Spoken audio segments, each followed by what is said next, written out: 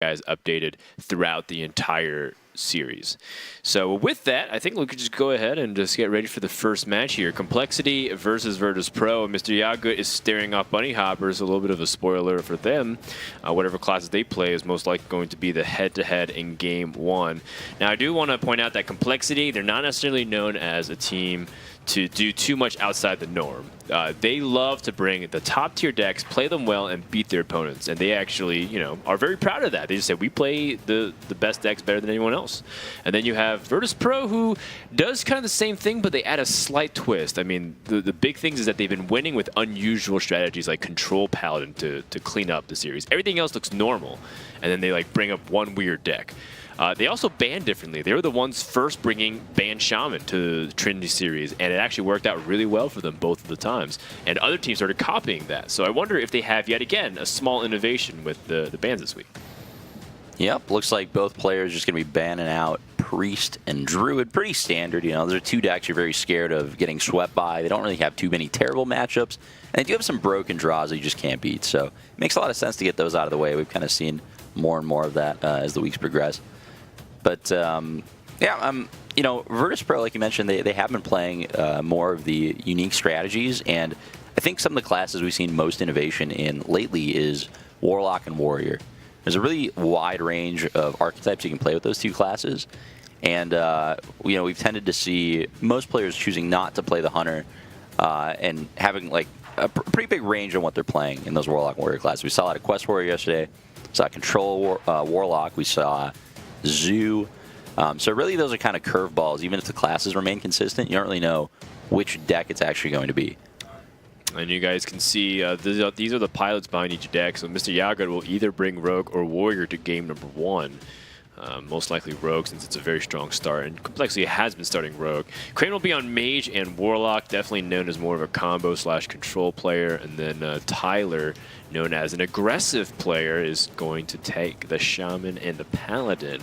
Paladin also seeing a lot of small innovations, but yesterday, of course, being one of the big ones, Team Lucky Lot's bringing that mid-range Corpse Taker Paladin. Just don't even know what to call it at that point.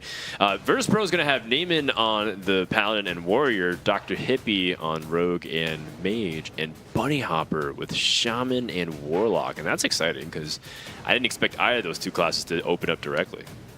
Yeah, definitely. I mean, this is pretty standard, pretty much the classes we would expect these players to play. You know, Mr. Yagud, of course, known as one of the best Rogue players in the world. I've definitely been guilty of net decking him once in a while. He usually has the best Rogue list. He was actually one of the pioneers of the Tempo Rogue deck that, you know, is now one of the biggest menaces on ladder. He was the first player I saw holding top 3 Legend with it for days and days and days on end before other people really started picking up on it. So, you know, going to be cool to see if he's playing more like that standard list that he helped innovate, or if he's trying to mix it up a little bit and play something more unique like the Miracle Rogue decks that he's also known for. Yeah. And Bunny Hopper is kind of switching off the classes that he's playing the previous weeks. He's been more of the Control Warrior, Control Paladin. These kind of like offbeat decks throwing off their opponents. And we'll see what they've got for game 1. And it's going to be Zoo Warlock up against the Tempo Rogue. Or at least what I think is Zoo Warlock. I mean, I'm waiting to stand corrected, but I think it's going to be the case. Yeah, it's definitely Zoo. I mean, this is a pretty standard opener. You know, both decks are proactive. They have a pretty wide range of matchups that they're solid against. Even if they win the first match, they aren't easily countered. So these are, you know, two decks we do expect to see a lot of, especially in the earlier sets. Pretty safe list to open on. Flame Imp, of course, single best card the Zoo deck can have. So when you have that going first, it's just so incredibly powerful. But Mr. Yagut had a bit of a tough mulligan decision, and his hand's not too shabby either. I mean, SI Agent, Van Cleef. The Scale Vein and the Bone Mare is dead. He's going to need to draw like a 1-drop, maybe a backstab to keep up. But, yeah, as long as... Ooh, the Blood Imp. Well, now he has no chance. Oh, he's got plenty of chances now. All he has to do is draw that big Blood Fury Potion. No, I meant Rogue has no chance. He can't beat Blood Imp. Yeah, this is a... So basically, both of these decks are very reliant on playing Prince Kelseth, and that is a incredibly powerful 2-drop, very swingy when you do draw it. And both decks make up for playing that card and no other 2-drops in different ways. So with Rogue, it makes up for not having 2 drops by just being rogue. Hero powering on turn 2 is one of the strongest turn 2 plays in the game as long as you're rogue, because it's the best early game hero power in Hearthstone. That's a good pickup right there. I think he's going to want to wait a turn on that for that Edwin. But then the Zoo deck compensates by playing way more 1-drops. It just plays all of them, Blood Imp included. So turn 2, you're not looking to play a 2-drop. You're looking to play double 1-drop. So this is a pretty solid curve from both lists. We'll see if Vicious Fledgling gets out of hand. If the Rogue can't control the board and that Voidwalker protects Fledgling, it's very possible it just gets there. Like, Mr. Yaku doesn't really have an answer for it right now because he's going to have to use Backstab on these other minions just to not die. Yeah, but that Backstab was really important to make sure that Virtus.pro doesn't snowball the board, because if Virtus.pro does end up going with Voidwalker to preemptively protect the Vicious Fledgling, then they will be vulnerable to that Backstab or SI7 agent. Mm-hmm. Honestly, I'm pretty surprised that Complexity chose not to keep Sousy captain. When you're playing against Warlock, you know that it's either Zoo or it's Control Warlock. And against Zoo, the card is phenomenal. It's a 3-mana 3/3 that summons a 2/2 charge. That's better than SI Agent, and he kept SI Agent. And it would have curved well with the SI Agent. So interesting mulligan decision there. Maybe he kept it because he thought it was Control Warlock, but I definitely think he would rather have that South Sea than... Okay, well... Hearthstone strikes again. There's no justice in the world, Dan. Well, I mean, here's a little... Maybe we can shift focus here instead. Because I do agree with you. I think Complexity can make the read that it's Zoo. We would start Control Warlock. That's really ambitious, considering that it has a little bit more polarized matchups than the rest of the field there.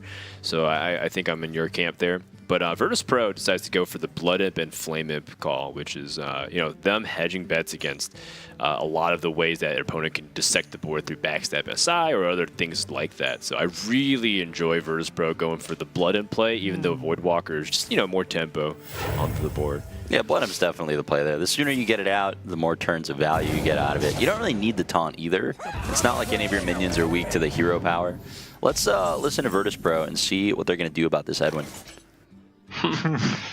Obviously.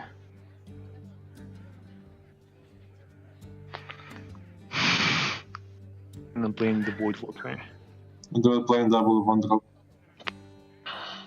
What's wrong with happening? What do you play the next turn? So many possibilities. Like double 1-drop, you protect the Imp.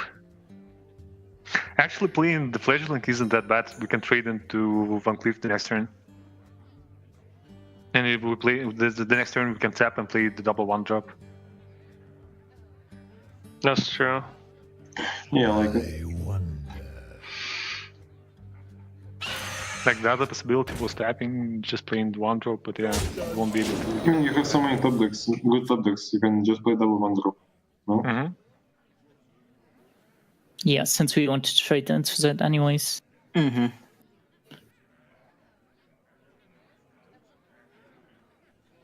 Hit the captain and just hit face with patches and trade. Yeah, Six. I think you just want to get the captain out. That's what I like. I mean, it's definitely not there. It's definitely not naked SI. So. If he plays the 4/4 demon, I guess he gets like 2 value trades. But the crystal we were right. But I don't think putting patches into the imp was worth it ever. So like, good. Trade with whom? With Van Cleef. One click. What's wrong with? You are at 20 already. Yeah, I like playing the double with the Voidwalker and the Imp. This way, he needs to trade with the captain and with patches, or maybe 2 hero power, but that's gonna be okay-ish for us. Plus, we have chance to buff twice. What do you think about killing the captain No, The not like captain? No. and tap and playing Blood Imp? No, Voidwalker and the Imp is better. The buff, the Voidwalker, 50 chances. No, that seems okay. Okay, yeah. Yeah, a lot of options, as always, when you have a handful of 1-mana cards. There's a lot of different combinations of cards you can sequence. They opted to play the Blood Imp here. Oh, interesting. Yeah. But he doesn't have a dagger put up. Yeah. Yeah, I think I would have liked to see the Abusive Veteran, especially the Atcher's Veteran, considering they have, Mortal Coil in hand, rather than the Blood Imp. But, getting Blood Imp out early is, of course, always tempting. At this point, again, there's a lot of decisions here for Zoo. A lot of people tend to think, okay, it's Zoo, it's an aggro deck, you just curve out, go face, whatever. There's actually a lot of options. I mean, he can Mortal Coil Patches, he can Life Tap first. I mean, even the order that you play your cards is debatable here. You can buff your Blood Imp, trade that into stuff. Maybe you want a Mortal Coil Southsea instead. So really, there's a lot of options here, and what the players are going to be doing is kind of dissecting the turn and seeing, what is the best way we can sequence our cards here. Yeah, Mortal Coil, I guess, gets the Crystal Weaver, perhaps. In this case, the Soulfire is pretty useful, actually. Yep. Yeah, Soulfire is an important pickup. Unfortunately, if they do want to play it this turn, they can't Life Tap as well. They might just let Barnes live a turn and Life Tap, but nah, they're going to get rid of that right away. Makes sense. Don't want it value trading into 2/1s. We're going to pass it back over to Complexity. There's a pretty good 5-mana card. Yeah, the Cobalt Scalebane dominates the board currently, and then you get some really clean usage of mana the following turn with Swashbuckler, SI7 Agent as well.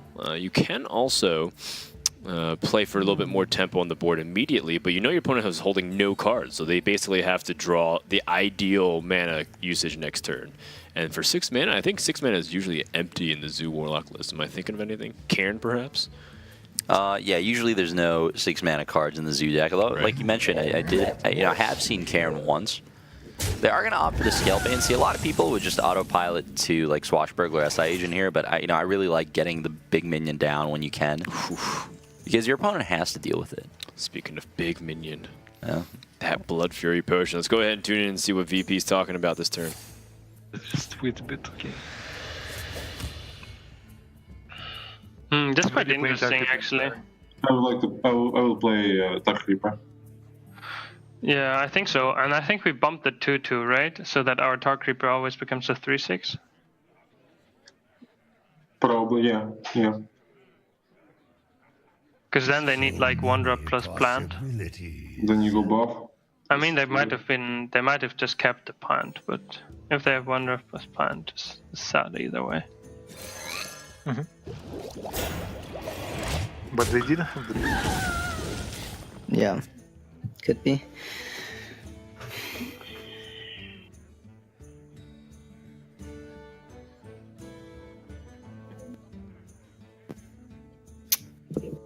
How about double 3-drop and then just aside a guy and pass? We definitely don't hit it. Yeah, I want a Scalebane buff. Yeah, I want like double 3-drop as well. So, if they Bone Mare, what do we do? If the Bone Mare goes to 10, it could go to 11. Then we Bone Mare them back, right? Like, we can't play around Bone Mare anyways. No. So, it's fine. It's fine with Bone Mare, right? Yeah. Double 3, so right? Yep. Is it never Swashbuckler? Because Captain... Probably not. I think I just But want more it's easy stats on the to board. win. What if we don't Bone Mare next turn? Then we have Burglar Bone Mare on 8, right? Yeah, I like double 3. This guy's toast. Trade? No, he wants the buff. Makes sense. Yeah, just wait a bit and then tap. So we always tap. Yeah, but just wait.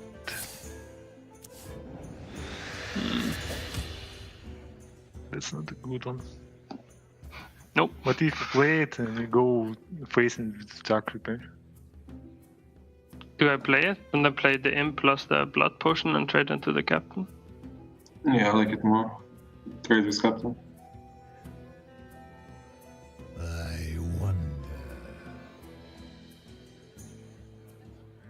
I mean, like the other plays are more flexible over time, but this he just trades one of them in. Hero powers, trades again. Play main plus bone mare.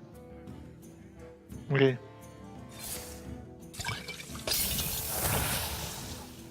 Pretty sure we trade the captain.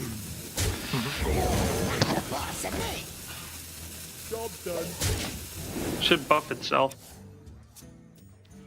Things are looking kind of bad for Virtus.pro. Mr. Yagud and Complexity have this bone mare waiting. And I think that kind of summarizes how the matchup ends up going. Like, whoever can land the big swing turn and decisively climb the head on board will end up the victors. And Complexity has done some cool stuff, you know, things like not attacking and trying to guarantee the coL scale ban. And it seems like with all these random buffs at the end of turn, a lot of manipulation on how the outcome is also really important for board position. Yeah, I mean, what is Scale Bane really but a giant reverse Blood Imp? It's there have been some interesting lines of play from both teams here that I think were very impressive. I think a lot of people playing on autopilot would have done things like attack face with Atcher's Veteran rather than bumping it into Scale Bane to guarantee the Blood Imp buff on the right minion. You know, a lot of people might have hero powered and just traded into Tark Reaper instead of playing double 3-drop and guaranteeing the buff. This is like, these turns may not have looked too complicated, but there were just so many options for both teams here, and you know, I think both of them have been executing this perfectly. I mean, with that said, though, when you fall this far behind against Rogue, it is so tough to come back. There's a chance if Doomguard is able to come down and then Virtus.pro cycles into a Soulfire. Yeah, that's the only out. So at this point, they have to find it. Doesn't really matter if they tap first or second. I guess tapping second is better. You don't discard your Gul'dan. Tapping gives them a second card, though.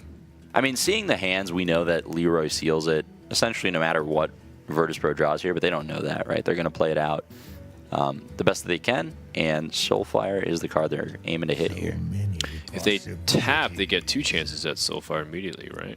Well, you might as well tap after the Doomguard. Either way, you draw 2 cards. I guess right. You're right, because then you want to have the Soulfire afterwards. Almost out of time. Who dares summon me? Oh! Wow. Yeah. If only it mattered.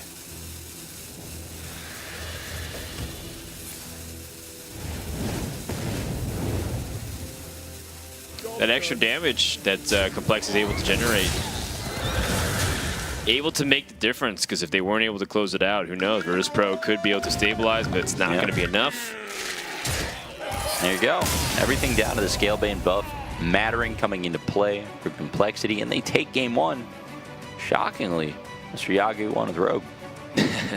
Maybe something that we're not really surprised to see, but and while it looked like, again, on the surface, like everything was inevitable, it does require Complexity to set themselves up to have that successful thing. People won't have trouble spotting the Leroy or, you know, the Bone Mare turns, but the turns leading up to it, I feel like there was a lot of room for Complexity to mess up. And ends up being the case where a 1-0 victory over Zoom might not look like to be the most impactful thing, but I think that's a really big win for Complexity.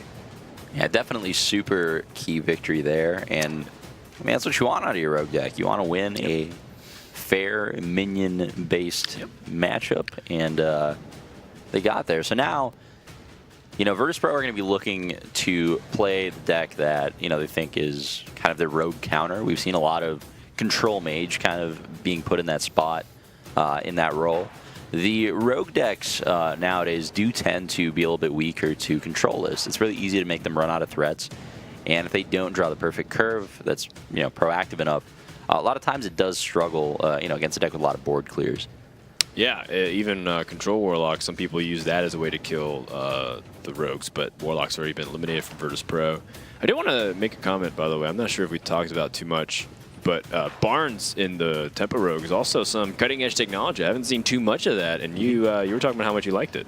Yeah, sussing out a little bit. I mean, the thing about Rogue is you don't have a lot of options for 4-drops. So some people play a card like Zeril, which is solid because all of the toxins are very good, but the stats don't really reward you in a deck that's trying to play Cold Blood in the more aggressive builds of Rogue. So the nice thing about Barnes is you're getting good stats no matter what you're hitting, but you still have some high roll options, right? You can still hit your Cairn, which I assume is in that deck. Hitting Southsea, Deckhand, or Leroy is pretty solid. Just getting like a Stone Tusk Boar, it's already better than Yeti. And then, you know, beyond that, you can hit Cobalt Scalebane, which is at the other high roll, so you get the immediate buff onto your Barnes. So definitely some good hits, and you know, it's just good to get a minion with reasonable stats on turn 4 so you can start beating your opponent down. I'm looking for the time where they play Barnes and just gets patches, which is pretty funny to think.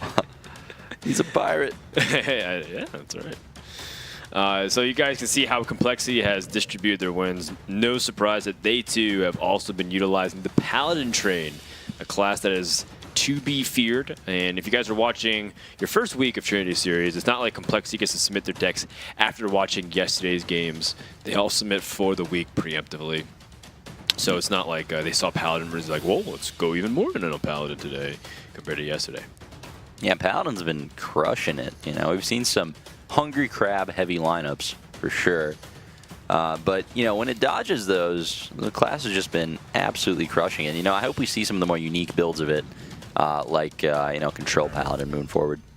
Ooh, we talked about Barnes in the Rogue. How about some Barnes in Token Shaman? We kind of talked about that package too, the Barnes Cairn. Seeing it in Shaman is also a little funny too because of how the Barnes interacts with Evolve and Flame Tongue Totems.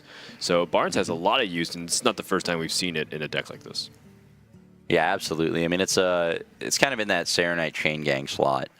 But again, with some high roll options. Cairn Bloodhoof, excellent card right now. Good against Priest, even though they're banning it. Still good against Rogue as well.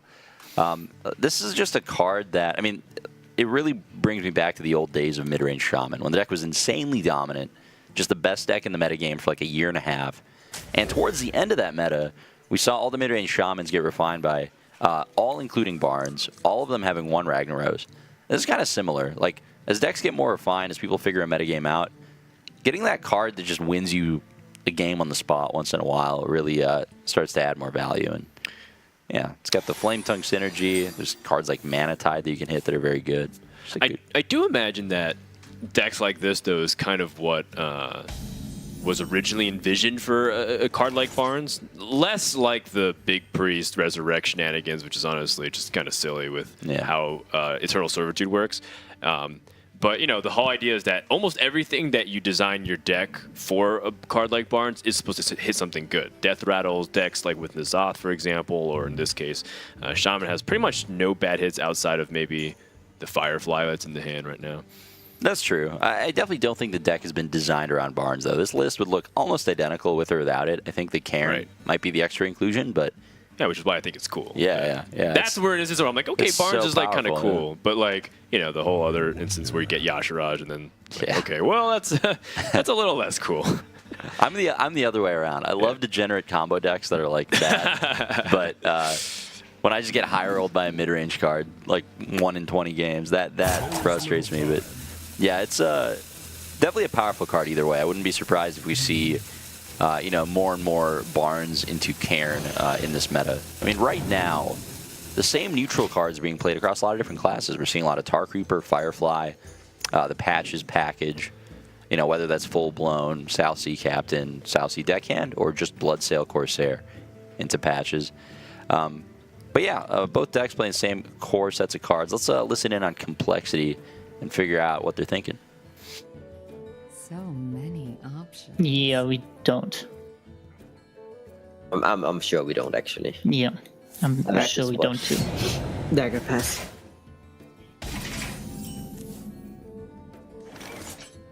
Yeah, just wait. No, actually, you can just play Primal Storm.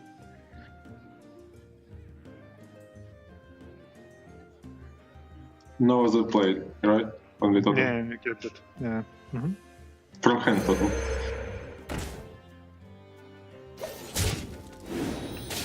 I mean, things like if they play the captain now and they double bump that. But do you keep captain against somebody that counter kiss shaman into you? I don't think it's supposed to. It should be Simon backstop. Something. You don't need to keep the captain. You don't keep The the captain the one card. Yeah. we can never Shaku, right? That's also Because like how do they kill the captain? They have to coin Jade Lightning, and then I guess we're. But then they keep getting tokens.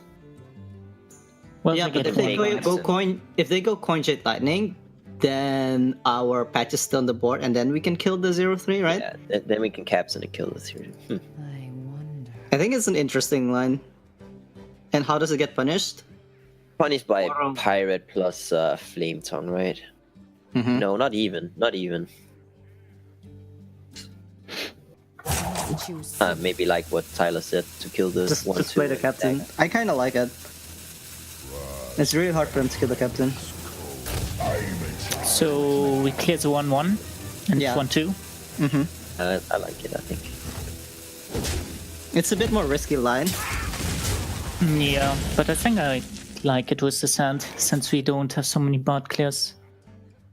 Go coin lightning storm. Yeah, you do it for sure. Isn't better to play Firefly and Portal? But you don't keep. Then our primal fun just dies, right? Yeah, it's just that the primal fun dies. What to do? So spell power this way worse. I mean double portal is good. But you will heal for few minions on board anyway. I mean the primal fun will die, and this way he trades into with 1/1s, and you have the primal fun alive. Why do you want to keep the Jade Lightning? Wonder. And Jade Lightning is generally a good tool to kind of come back on board. Kill the Slayer maybe. I mean, if you roll spell power, then yeah, I'd probably go with the totem. But I like Jade Lightning more. I kind of like it as well. It's not Firefly.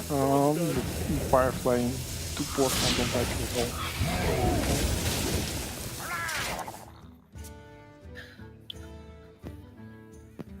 We got a burglar as well, right? Mm-hmm. Yeah. Let's do that first.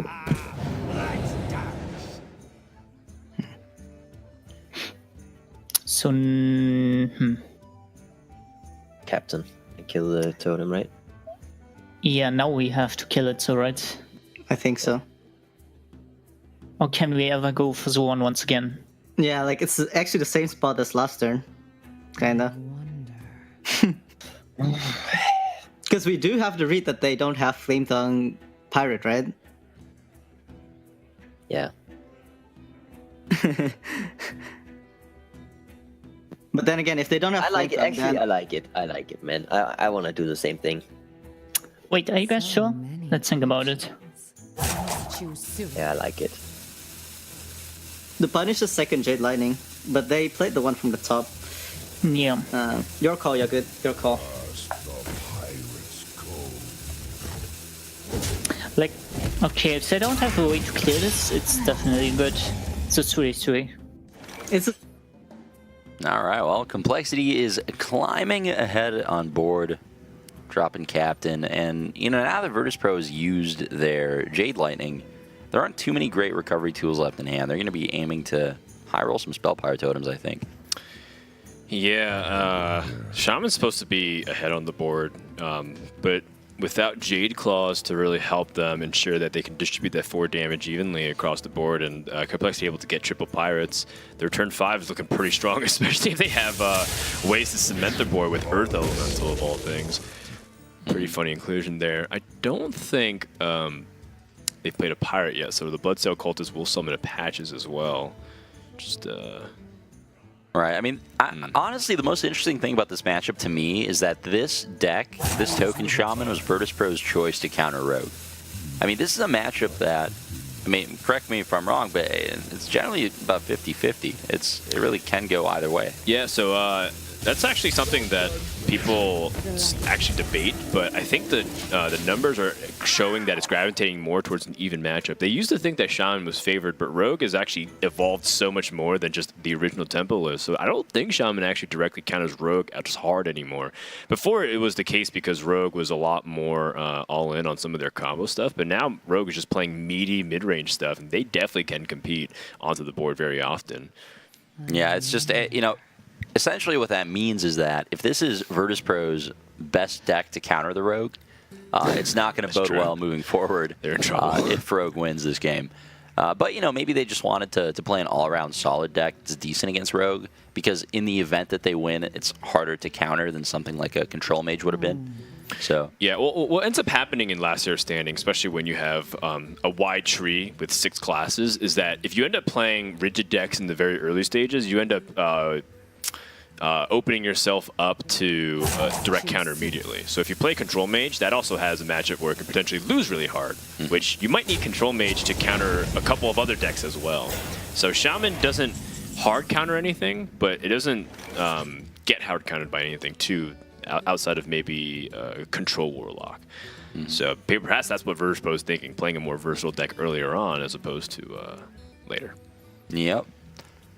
Swashbuckler doing what he does, burgling Virtus.pro's hopes and dreams. They do not have the Devolve for this Earth Elemental, so that is going to be a massive minion to deal with. Now, they have the option of clearing it with Jade Lightning, but I think what they're debating right now is whether it's better to just go wide. You know, playing a Doppelgangster here is not the worst. You can consider playing a Thing from Below into this board, which you probably don't want to do when there's a 3-1 on the table. So I think, personally, they're probably debating between Jade Lightning and Doppelgangster at this point. Yeah, without an Evolve in the hand, Doppelgangster just kind of really threatens the big wide Bloodlust or perhaps Flame Tongue Totems. They end up choosing the Bloodsail Corsair with Jade Lightning. I don't hate it either because it is a full clear. And that could be the reason why they end up going for this. Complexity is also overloaded for 3, so let's go ahead and tune in and see how they can bounce back from this full clear. Shaku's just better here. Let's think about this. The thing is, if we dagger now, we can go deckhand SI and cleave next turn. With Shaku, we can still do that. But we just don't get the charging deckhand. And we don't get to kill anything off.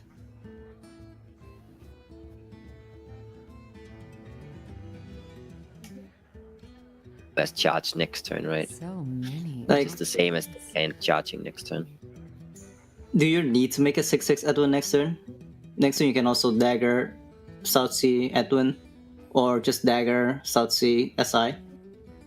And if you pick up a 1-drop, then it's better. I think it's Shaku here. Yeah, I think it's think so Shaku. too. Trying gives deckhand charge next turn, but playing Shaku also means Shaku has charge next turn, right? Yeah. Yeah. We play Doppelgangster and Flame Elemental and just smork him. Play Doppelganger to the left and the Elemental to the left of Square. Man, Square. Like this. Done differently, but yeah, it's still the same. Like, sure, you can go Ballmare here, but... Better to play Doppelganger to the left. Let's kill a Doppelgangster and wait. Lightning Storm.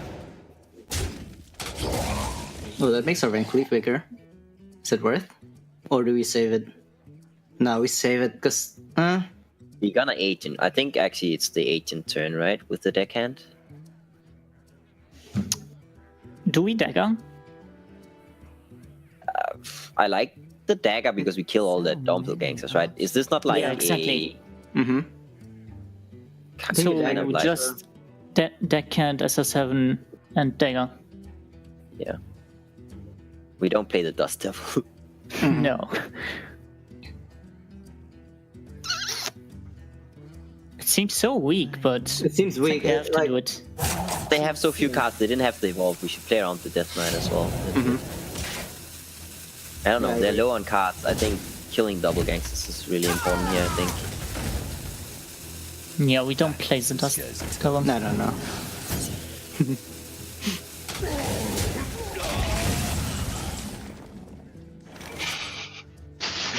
I love this game.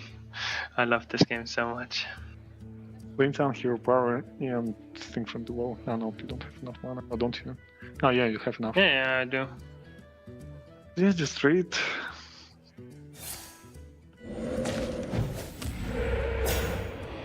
Punished.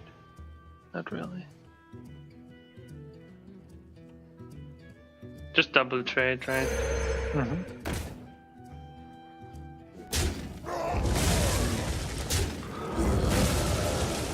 Wait, Play thing. I'd play Glocka over here instead of thing from below. Why? Because of Because- heat. Also like Glocka, yeah. Yeah, Glocka is better with the flame on the board. There is little time. Because if they split the Slayer, yeah, you just get wrecked. If you play Glocka, that's good. Yeah, and you would have played second Thousy if you had a. Yeah, they already had. Wait, yeah, just one Thousy. Galaka Crawler coming in right on time after all of the swashbucklers and deckhands are gone. Still not the worst. I mean, somehow, against all odds, Virtus.pro has swung this board back. And, you know, 1 week Shaku card with that Dust Devil, 1 Leroy, and all of a sudden, Complexity's hand doesn't have that many great options. They don't have that many good options for right now, but I think in the end they should be able to win the board. The only question is, will Virtus.pro be able to close the game by then? And even if they get Bloodlust, I think they'll be short a little bit. So it feels like Complexity is still in the driver's seat, even though right now they're under some significant pressure.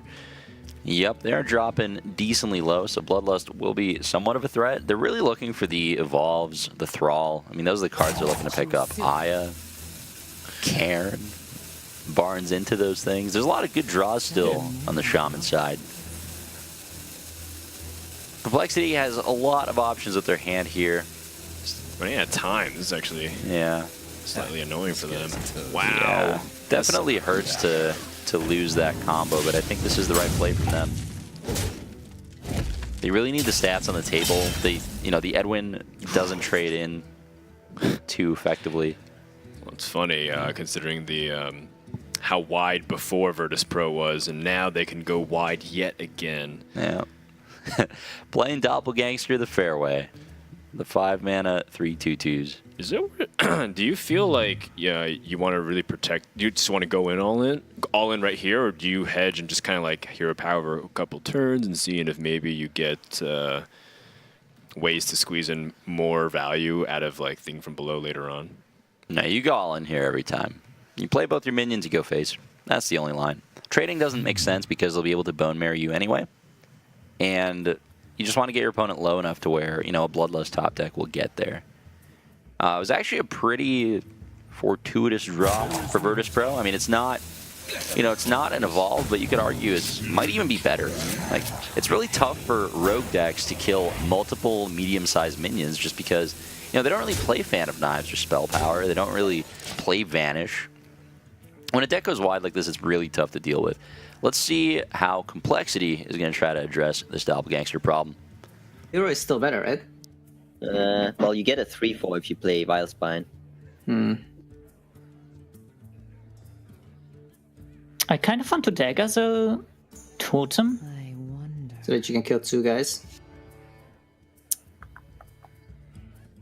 We probably play the Dust Devil now, right? Play the Dust Devil, clear the thing from below with the Slayer, dagger, and then kill 2 2/2s. So many options. We are still dead to Bloodlust, but we can't do anything about Bloodlust. Yeah, I think that's the play. Yeah. Just have to clear as much as we can. Choose soon. Yeah, I like the Slayer. We could think about Edwin instead of... No. Yeah. That's Instead of dagger.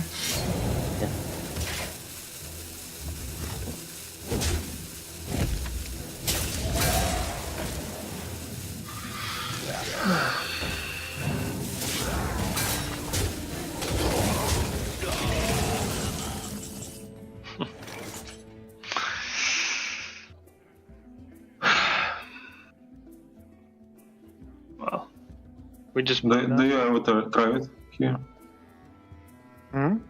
Do you ever try it here?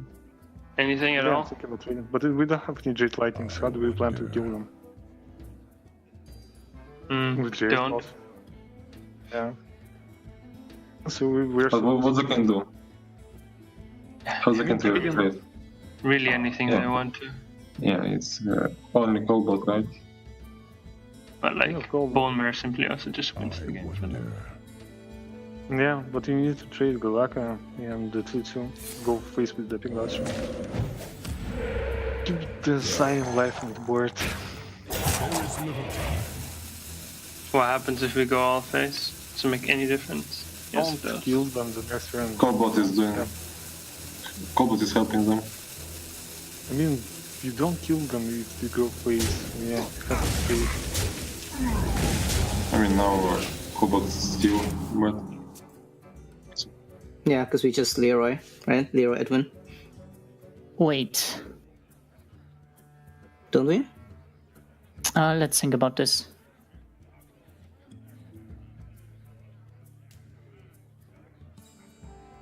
Yeah, Leroy Edwin for sure. Yeah, I like Leroy Edwin. Yeah. You guys agree, right? Mm-hmm. Yes, Because then you for sure. poke the 1/1 with the dagger. Yeah. Clear.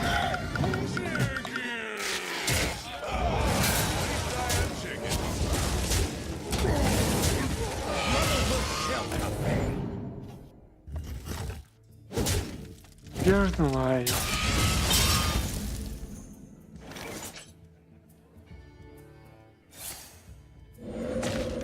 Wait, Don't play it, I think. yeah, what's the reason to play it? There's no reason to play it. And just dice on board, yeah, don't play it.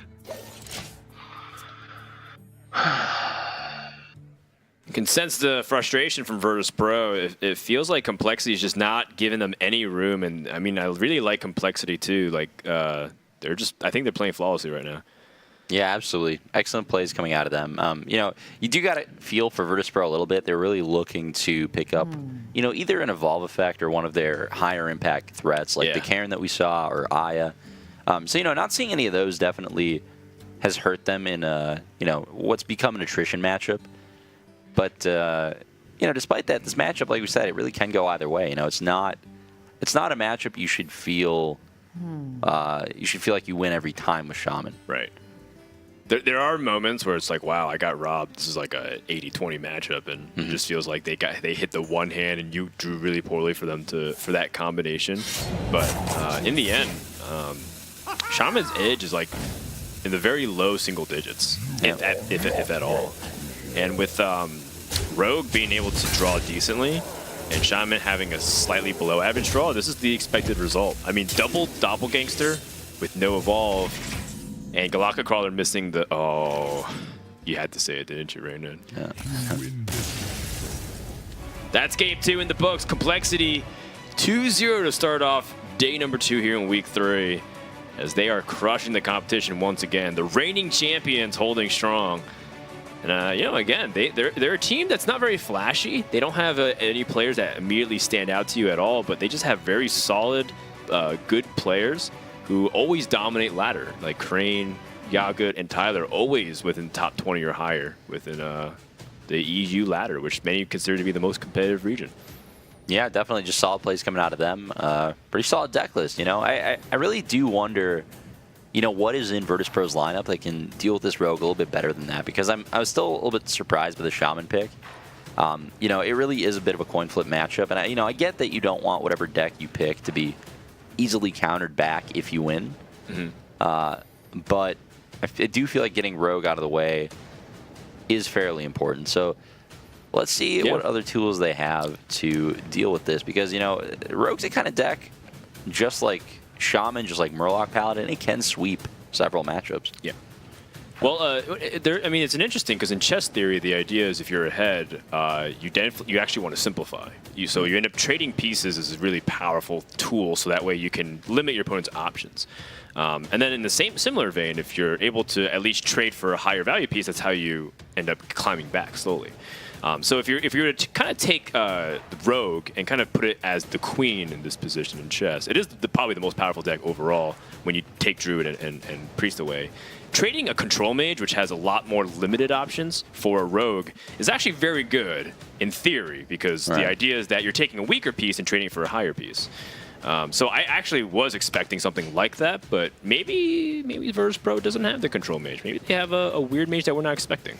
Yeah, that's true. I mean, I could definitely see the other side of the coin as well. Like, once your opponent wins that first game, if all you do is trade back and forth one set from there, your opponent's going to win because they're set up. So it makes some sense to, kind of wait as well. But, you got to feel like everybody's going to have this rogue deck. You do need to have a pretty consistent answer for it. It's true. That argument also has weight. However, I think the series is long enough that you can wait for your time to strike. That's where you're supposed to. If you planned for your series to always just go 6-5, that means that your strategy is extremely rigid. It doesn't actually have much flexibility. You're trying to find a breakthrough point where, okay, because only these 3 classes remain, this is when we bring out this deck because it can have an advantageous thing against all 3 decks. That's actually what we saw yesterday, where the Control Mage actually had a real good pocket to win several games in a row because most of its bad matchups were out of the way after... I believe it was the second match that we saw. The teams were trading back and forth. Mm-hmm. Yeah, it's definitely something to think about. When you're playing a best of 11, it's a very different environment compared to playing ladder. It's very different from most tournaments, right? It's not a best of 5 conquest match.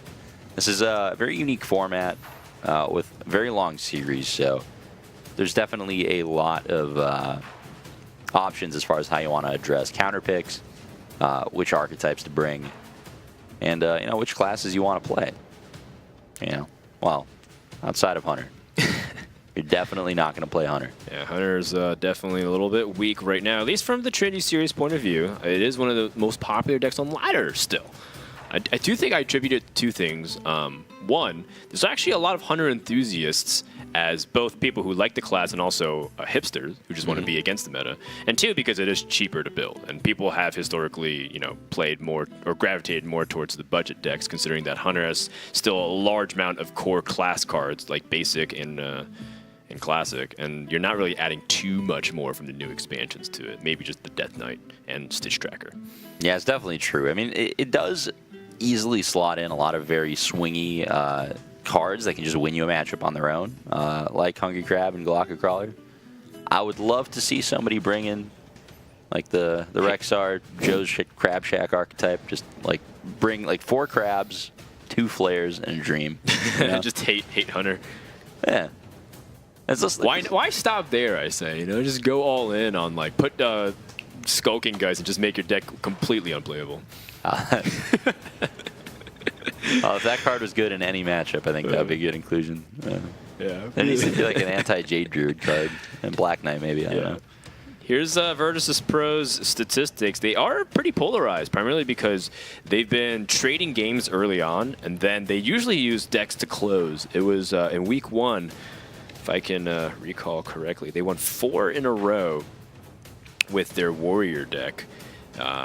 To close out the series, and then they won 3 in a row in week 2 for their Paladin to close it out as well. So the Control Paladin definitely being big, and I believe they brought in the Zoth Warrior. I could be wrong though for their other ones. And so those were the big closers, and they've been using normal decks to kind of soften up their opponents. We'll see if Dr. Hippie can change the momentum here for Virtus.pro because they need to win badly. Going down 0-3 usually is a really bad sign. We've rarely seen teams be able to come back from that kind of deficit before. However, I will say that in Trinity Series, we have seen a couple of complete reverse sweeps. 5-0 lead into a 6-0 the other way. Really? Yeah. Well, let's see if it happens here, because we got another coin flip. What better counter? What better counter for Rogue than Rogue? Well, what's funny is that, we bring this up quite often in casts, but it does seem like a lot of the times for a top-tier deck, usually its own class cards tend to counter it very effectively. So if you're talking about Rogue and they get a big Vilespine turn and then they Cold Blood something, usually what you can do is Vilespine them right back, Mm-hmm. In Shaman, that's the case with big AoEs. With Hunter, that's the case too with pressure cards and Flare against Secrets. It's really funny how that interaction ends up happening a lot. Yeah, absolutely. Most decks are pretty good against themselves. But this had... Yep. You're ramping up and ready to go and start casting the hand. And then I just, my hopes and dreams just left me right there. The patches, man. I thought you were devoid of any kind of empathy and sympathy when kind of watching this, but I guess you do sympathize very much. Nobody likes seeing patches, Dan. Yeah. I like seeing patches coming out of my deck. Actually, there was a really funny thing in the Tavern Brawl last week. Did you play Tavern Brawl? Do you play Tavern Brawl at all, generally? Not sobered. That's right. You prefer to pay for your golden cards, not farm them the honest way. Look, man, I earn them. Paying to win is the way Blizzard intended. I played last week's Tavern Brawl was you get to choose 10 cards in your deck, and then you discover a card from your deck every turn. Okay. And so it was actually a really cool deck building challenge because you saw really refined strategies, like people who hit Jade curve every game, or people who hit like Quest Mage stuff every game. I decided to be extremely degenerate. And some people were playing like Inner Fire combos because you would play only 3 spells, and then you would like Shadow Visions every turn with Radiant Elemental and Power Word Shield and cycle through your deck. So there's some really cool decks.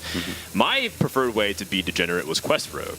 And I actually eventually figured out that you don't play any pirate except patches. So you can draw patches to summon patches and then do a bunch of like crazy stuff there and then OTK them that way.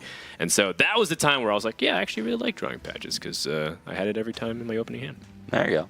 I got to try that Tavern Brawl out next time it's up. Yeah, it's really fun. Let's listen in on VP and see what they're going to do about this patch draw.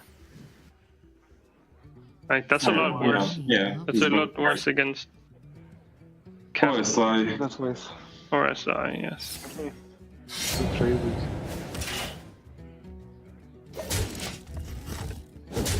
I would never ignore Ukraine. What?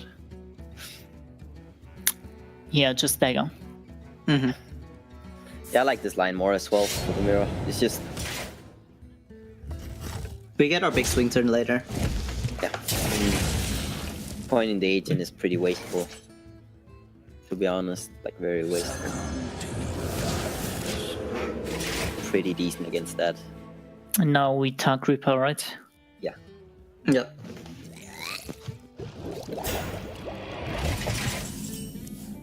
And in the matchup, Kian is really good, especially with Bone Mare.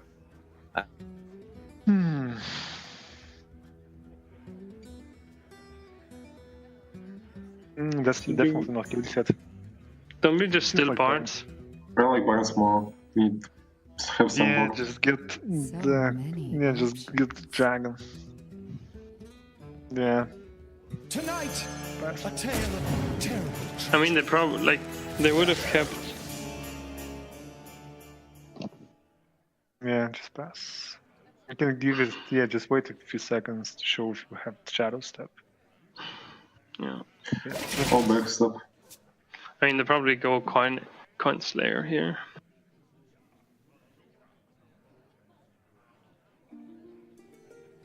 This turn is a bit hard.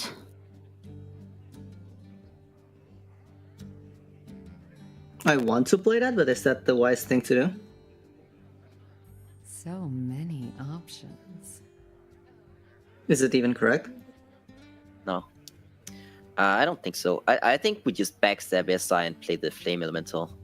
That's what I'm thinking too. And probably save the deck. Yeah, exactly. Target into the 1/1, right? That's what I like. Yeah, I like Yes, that that's too. also what I like. I want Let's think Yeah, about let's- this just really quick. Let's not fall for the noob trap and play Kalisat just because we drew it. Yeah, The thing backstab- is, even we are forced to use a backstab this turn, right? So we Yeah. don't even have a combo for the Slayer. Yeah, that's why we save the coin as well. Yeah,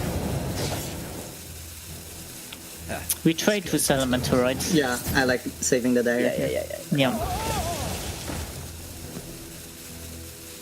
Falling for the noob trap known as playing Prince Kelseth when you draw at mid-game there. Can you describe that a little bit more, Raina? Like when they talk about the noob trap, what's so bad about playing the Kelseth mid-game? I wouldn't know. I never draw that card. But yeah, in a hypothetical world where you do draw the card past turn 2, right. what happens? Well, you know, a lot of people look at Prince Kelseth and they're like, oh, it's this broken 2-mana card. I got to play it as soon as possible so that I get more turns of drawing minions that have been buffed. But, you know, at this point, both players drew it on turn 4. They realized that, you know, in order to play the Kelseth, they would have had to make a suboptimal play on the board and give up some board presence. And they both realized, you know, the board presence right now matters more than one extra turn of Kelseth buff.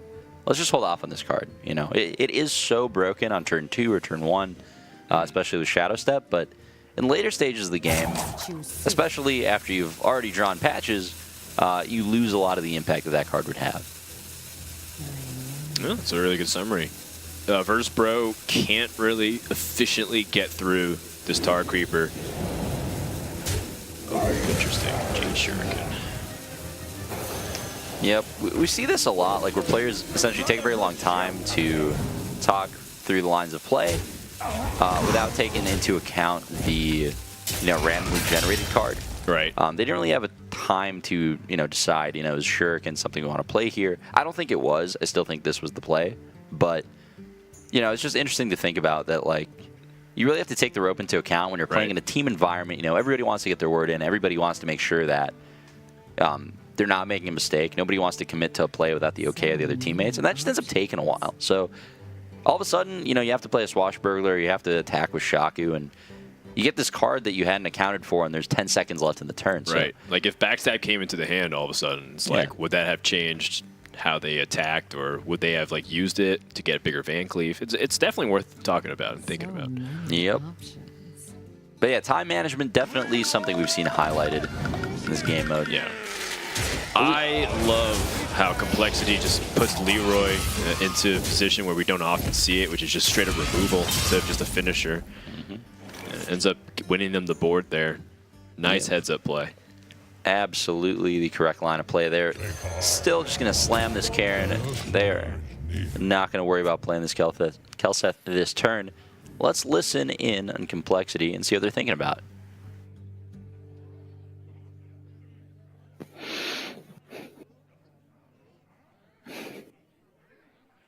I kind of don't want to give them a Bone Mare.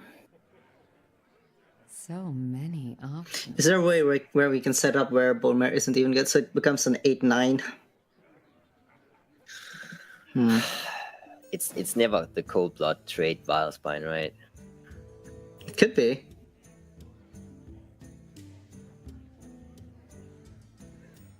I wonder. Wait, why not? I actually like it.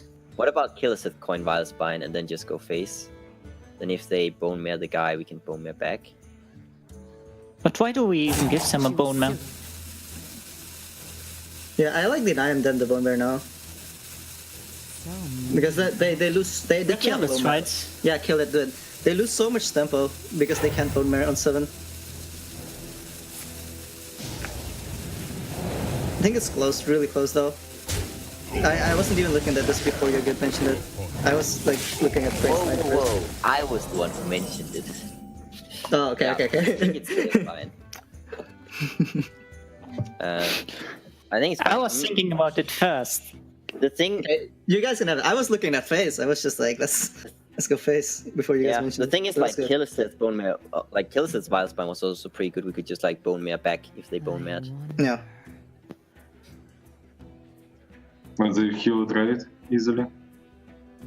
Exp is better than not killing the Slayer this turn.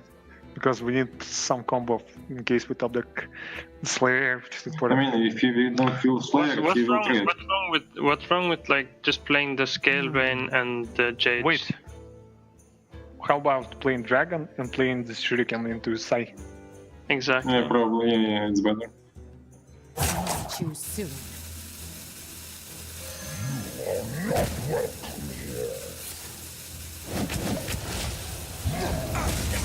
Well.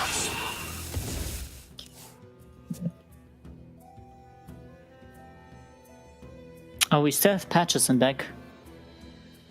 Oh, do we? Yeah. But then you have to play Prince, deckhand, and do nothing. I don't like that. Well, we could deckhand Cairn, but I don't know. That's not bad, right? Then they Bone Mare, they get a 9-9, and then we get to Bone Mare them back.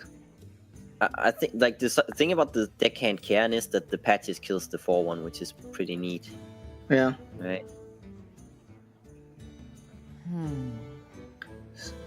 So if we, yeah, it's just the 4-1 is really annoying. But if we Bone Mare, we kill the 5-5. It has 3 health, and it dies for free. So we deckhand Cairn? I really like deckhand Cairn. Kills it for 1 and play Cairn, right? Yeah. Yeah, okay. I don't know if we went a little fancy here this game by not bone marrying, but Oh, that's doable. Thinking backstabbing. Isn't it better to play in the fledgling, to play Prince, fledgling, and hero power? The Slayer, Dragon. I like it more than playing Bonfire. I like it way more as I well. was thinking just bone marrow and then to the dome, but No, if you play Bonfire, we trade with Slayer. Yes. I like playing Prince, and we can still save the Same. backstab. Yeah. And they need to decide whom to kill. I wonder. If Prince gets buffed, that's awesome. I mean, we every don't time like- trading here. Yeah, the only yeah. So we just play. concentration Yeah, okay, we just play those. Yeah, sure. is- The only concentration is playing backstab to avoid 2 damage, but yeah, they already used cold blood to be range. Choose Nah, that's not a. That's like not even a concern.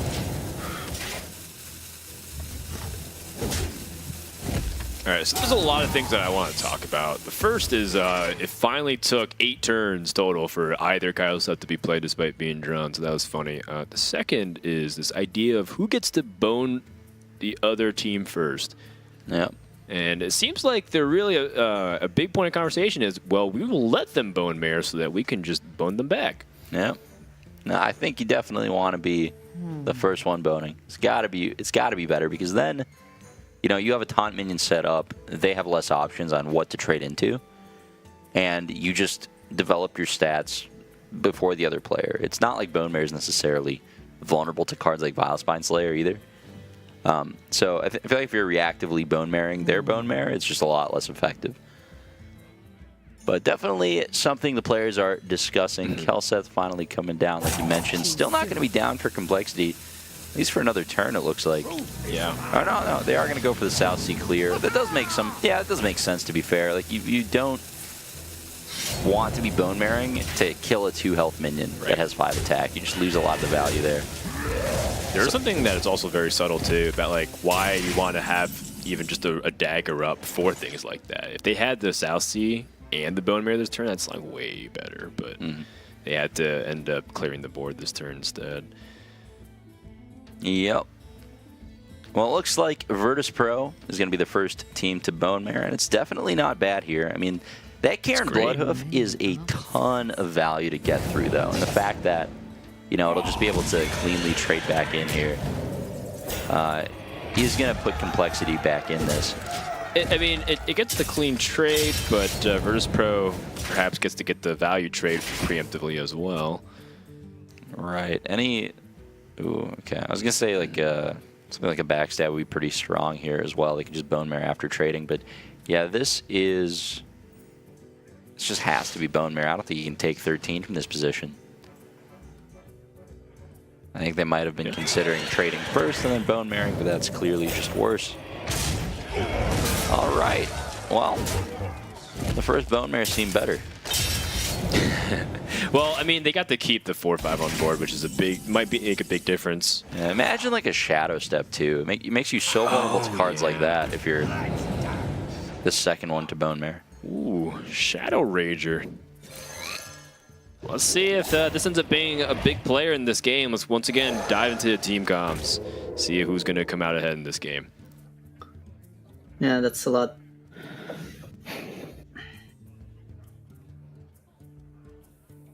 Or any kind of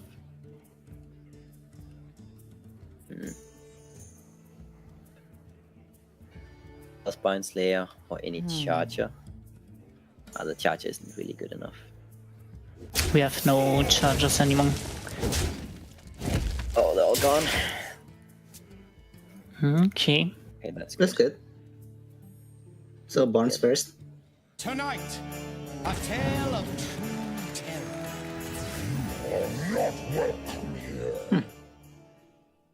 Yeah.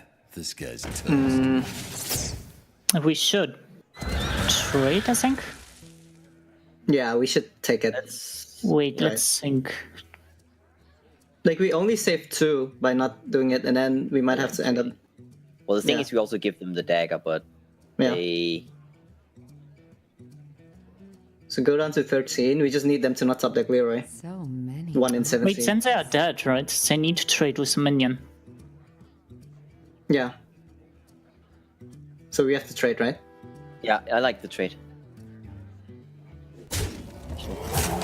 Also the fact that they're dead on board if they don't like Draw Leroy, exactly. if they don't trade, basically. I mean they can trade now, right? That's fine, but Yeah. there's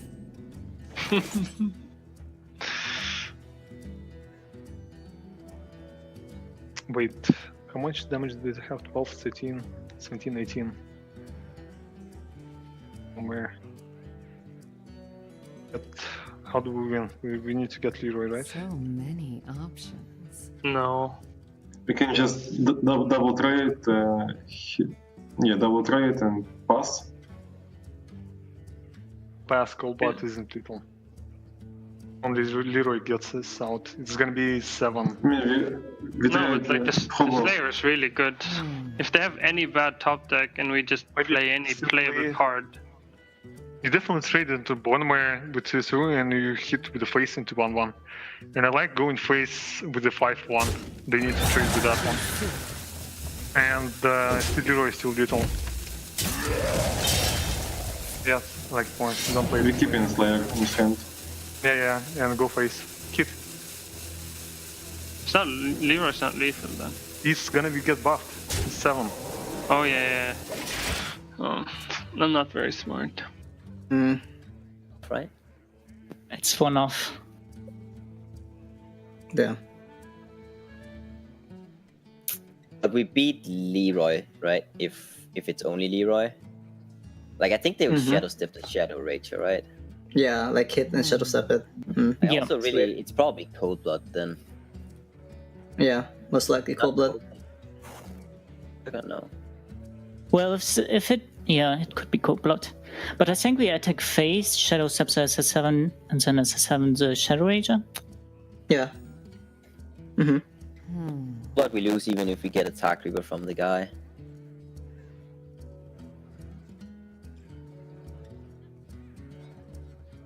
Yeah, I don't think Dark Reaper murders. No, it doesn't. Because that has to be Cold Blood, I think. Like the 5-1 if you had it, right? This guy's toast. I think it can only be Cold Blood. I can't think of anything else. Leroy? I actually like you can keep Leroy as well, right? Not going to Redagger. Sure, doesn't matter. Play around Harrison. Be Leroy, I guess. Still. Yeah, play around Harrison into double if it's Cold Oh, Blood. Oh. Okay.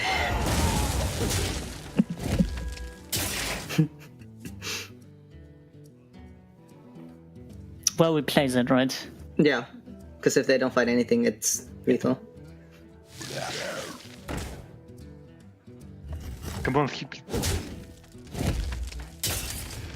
I'll kill you if you don't top deck something good. Okay, good boy. Yay! Lethal! Wow, that was close.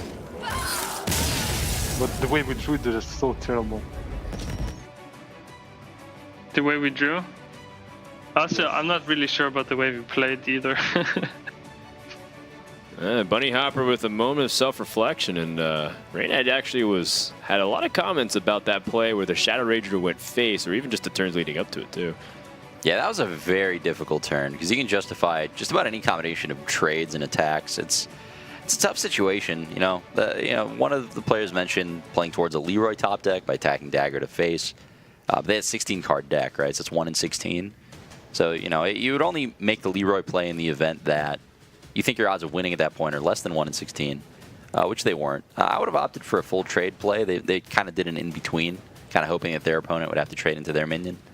At the end of the day, it worked out. Like, it really was a back and forth game. It came down to the very last card. Very exciting. And despite drawing patches and being a card down, and then playing a drawn out attrition game like that, Virtus.pro manages to take it.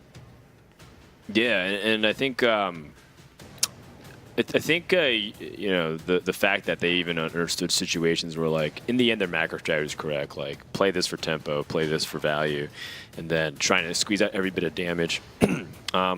It definitely felt like they could have optimized a lot further. I look at the turn that they didn't hit face with their 5/5, but I guess they were really afraid of the Shadow Step, which eventually came into the hand of Complexity. And then you were looking at the turn that they didn't double trade the Shadow Rager into the 7/4 because they knew that they could get value and win the board through the Vile Spine Slayer and then dominate the board that way and win, because your opponent's not going to kill you with Dagger to the face for 8 turns. They're gonna hit you for burst and then just whittle you down with any kind of top deck that does a single point damage. Right. I mean, I'm almost positive, like, if you just run the numbers on everything, the full trade was the best play. They didn't make it, and I'm not saying that was wrong. It did work out, but definitely just an interesting turn to go back on and reflect on. Oh yeah, and that is the difference between climbing back in the series or being down 0-3 and probably getting swept. Right. Absolutely. I mean, that was a key win for Virtus.pro, and they were just a turn away from going down there. So. Yeah, props to them. That's what you want to see, though. I mean, in the end, we don't come here just to watch Rogues 6-0 or something. I think that's probably the least interesting type of result that would happen. So let us know your thoughts if you guys enjoyed that game. # Trinity Series. Tweet at EOSO Hearthstone. Maybe just tag those guys on Twitter, whether it's Dr. Hippie, Bunny Hopper, name it. Just give them their support. Or maybe you're cheering on the Complexity guys. I know Sottle, for example, always in chat, cheering on his boys in red and white, hoping that they can pull through. But now, here's another thing, too. What does Complexity answer the Rogue with? Because we've only seen one deck from their lineup so far, and we've seen 3 decks out of Virtus.pro, and see if they have the direct counter to Rogue, or are they going to go for a soft strategy as well? Maybe this is where they Q Shaman and say, well, we have a lot of decks that go even with this matchup as well. Yeah, absolutely. I mean, they have the benefit of being already ahead. If they were to pick a hard counter deck and then just continue trading games the rest of the series, they would still come out ahead. So. Yep. In a position like this where you're a matchup or a game up, it definitely makes more sense to pick a hard counter if they have that in their lineup. But they are known. Complexity is known for playing more straightforward, just high tier good decks, which for the most part are mid-range or aggressive strategies that are good against everything. I wouldn't necessarily expect something wonky like a Quest Mage or a Control Mage out of them. It might just be a decent Tempo Mage list or. Well, maybe I guess Post Control Mage is the most popular version of Mage right now. So, yeah, Secret Mage people theory crafted for a bit. Actually, right after the 9.1 patch that nerfed Innervate and Fire War Axe and a few other key cards in Hearthstone, people played a lot of Secret Mage or Tempo Mage to try to kill the priests. Everyone's like, "Oh, priest is going to be busted. It's going to be the #1 deck," and quite possibly is now. So everyone's like, well, we'll just play Secret Mage to really bust them. And that's when it actually had a spike of popularity. And its win rate was actually really good, like 54% across the board. But then people started adapting the ladder. Rogue came out and really crushed Secret Mage. A lot of other decks just started realizing that Secret Mage is just kind of a gimmick. And then that's when it started falling down. Yeah. Justice was served. We got Backstab, Shaku, and Tar Creeper here on the side of Virtus.pro. That is a pretty good hand for slaying totems. I thought you said Justice didn't exist in Hearthstone, and then you just said Justice was served. In the metagame. Just got lawyered. In an individual game of Hearthstone, Dan, there is no Justice. Justice exists only at the macro level. Right. I feel like Phoenix Rice. Hold it! Yeah, I just caught you in contradiction. But Virtus.pro, like you said, is going to have the explosive start here if they're able to maybe get something proactive besides Shaku. Tar Creeper is not exactly the most threatening minion. It will protect Shaku very nicely, like you said. Complexity, though, outside of the Bloodsail Corsair, do you want to keep Portal in this matchup at all? That's a good question. I mean, it really does depend on how you think your opponent will mulligan. As the Rogue, you would expect your opponent to keep cards like Bloodsail Corsair, Firefly, potentially Maelstrom Portal, potentially, definitely Jade Claw, potentially Prompfin Totem. The point is, Maelstrom Portal is good if your Rogue opponent has like a Swashbuckler opening. But would they even keep Swashbuckler? Yeah, probably not. I know a lot of players said that they don't like keeping the Swashbuckler, primarily because, 1, it's a nice chance to get Kelseth, and 2, you'd rather play the Pirates after the Kelseth. So even delaying it till mid-stage of the game is not bad. Yeah, pulling a Patches off of South Sea Captain is just, it's a night and day difference between getting it off of Swashbuckler. You're not just trading for a Firefly, you're playing an absurd 3-drop. So holding off on it usually does make sense. I think we're seeing Virtus.pro debate about Backstab, maybe just hamming it up a little bit, trying to make it seem like they have options, to make, to give Complexity less information about their hand. But I definitely do expect to see a pass here. Using a backstab on just a Firefly doesn't make too much sense in this matchup. Usually you'd want to save that for like a Flame Tongue or a Mana Tide later on, or just a minion that you'll need to kill. Right. And that Shaku is going to be able to cleanly trade into that anyway. So I would expect him to hold off here, but... Well, what are you even afraid of with this Firefly? Like, what reason would you want to kill it off? I can't think of many. Nobody wants to be at 29 for sure. They can stay at a clean 30, topped off, happy. Agreed. Let's go ahead and tune in and see what Complexity's going to do on turn 2. Yeah. Yep.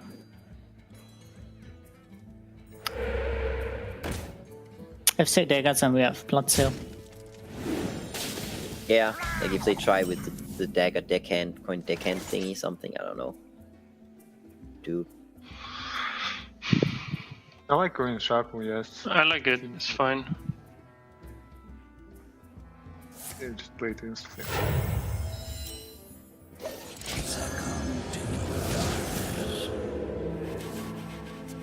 Can you get like Volcano or like the 2 mana spell? Storm is fine. Oh, Portal. No, that's way too much respect for just like a random card, is it not? I would never devolve it. Lost Maelstrom. Hero power, and then I'd think about whether it's Corsair or Flame Elemental. Yeah, I think it's just Hero Power Flame Elemental. I don't think we respect the random Shaman card here. Yeah, I agree. I like it. Like the only argument for devolve is that we protect our 0/3 if we kill whatever comes out. Is it never Blood Seal? Let's think about Blood Seal. Because Oh, he gets. Well, you play- yeah, since we have Let's 2, yeah. yeah, I'm not sure. I like Blood Seal. Get out patches so you don't draw it. Yeah. The IQ. Keep it. It's not my fault, sorry guys. Hmm. Oh, come on. Yeah, So, keep the spell after that. Spell power? Are you sure? Yes. No, I like getting the spell power totem. You plan to play the Tar Creeper.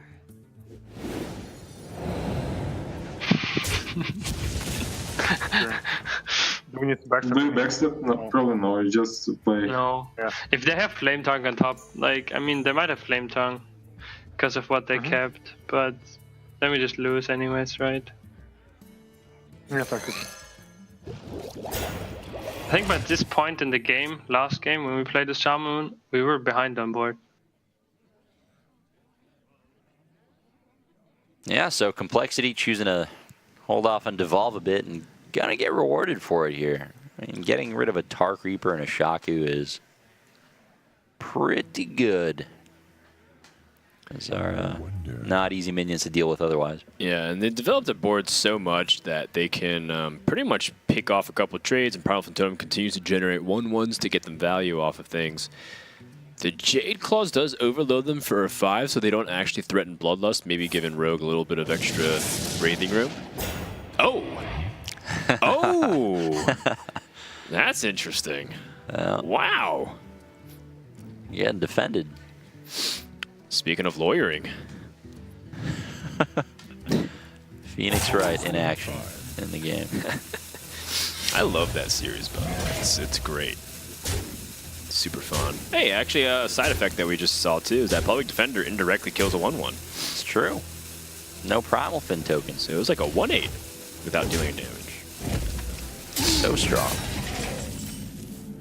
Would you put that in Old School Zoo? I would put any minion made after 2016 into Old School Zoo. Everything just has +1/+1 compared to beta. Remember when Shattered Sun Cleric got nerfed? That was a big deal. That was a big deal. Yeah. That's what constituted a broken 3-mana minion back in the day. It was, I mean, 3-mana 4/4 still is pretty good right now. but it still probably wouldn't be playable. Look, 4 mana 7/7 is borderline playable right now. Yeah. That's kind of crazy. We're seeing an aggressive Shaman list right now. It doesn't play that card. Yeah. 4 mana 7/7 is not good enough. It's crazy to think about. Let's go ahead and once again dive into the team comms. Complexity is just still drawing 1 mana plays. Definitely like just killing knife, but Yeah. So they can deckhand, but if they had deckhand, they would have played it here, right? sure, I still like killing it, but I would also keep the weapon and trade away 2 1/1s. Yeah, and then just develop stuff. Yeah. Primal Fins, guys, because they're Murlocs, right? Yeah, so let's trade in 2 Murlocs and then kill his weapon, right? Yeah. Do we ever totem and just play 1 Flame Elemental, or do we just want to go really wide? I don't mind toteming too We much. get think from below at some point as well. Definitely think we should hero power here. Yeah, I think so too.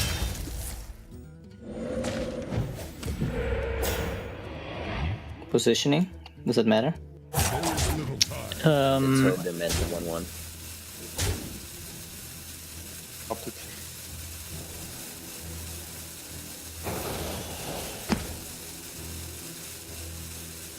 Should be the Death Knight, the last card.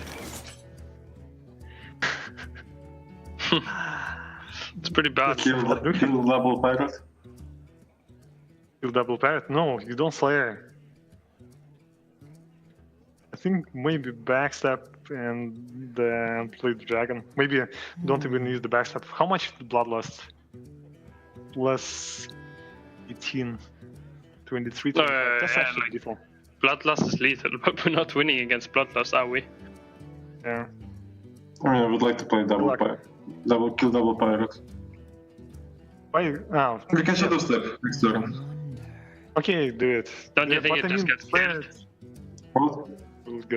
It's gonna die. It just gets killed, right? He all decided to kill it. Who knows?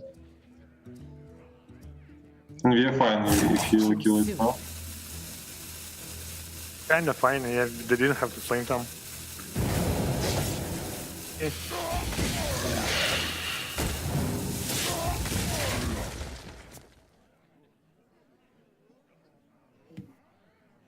So definitely hero power, right?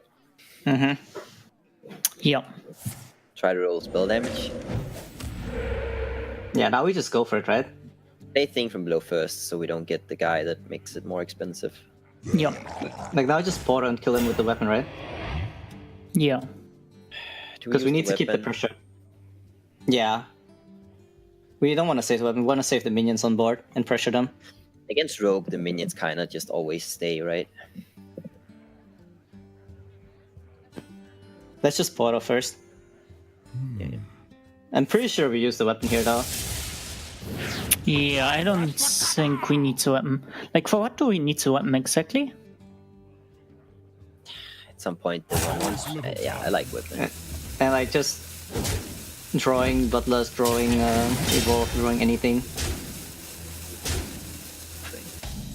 I have no idea why you would keep it. It makes 0 sense.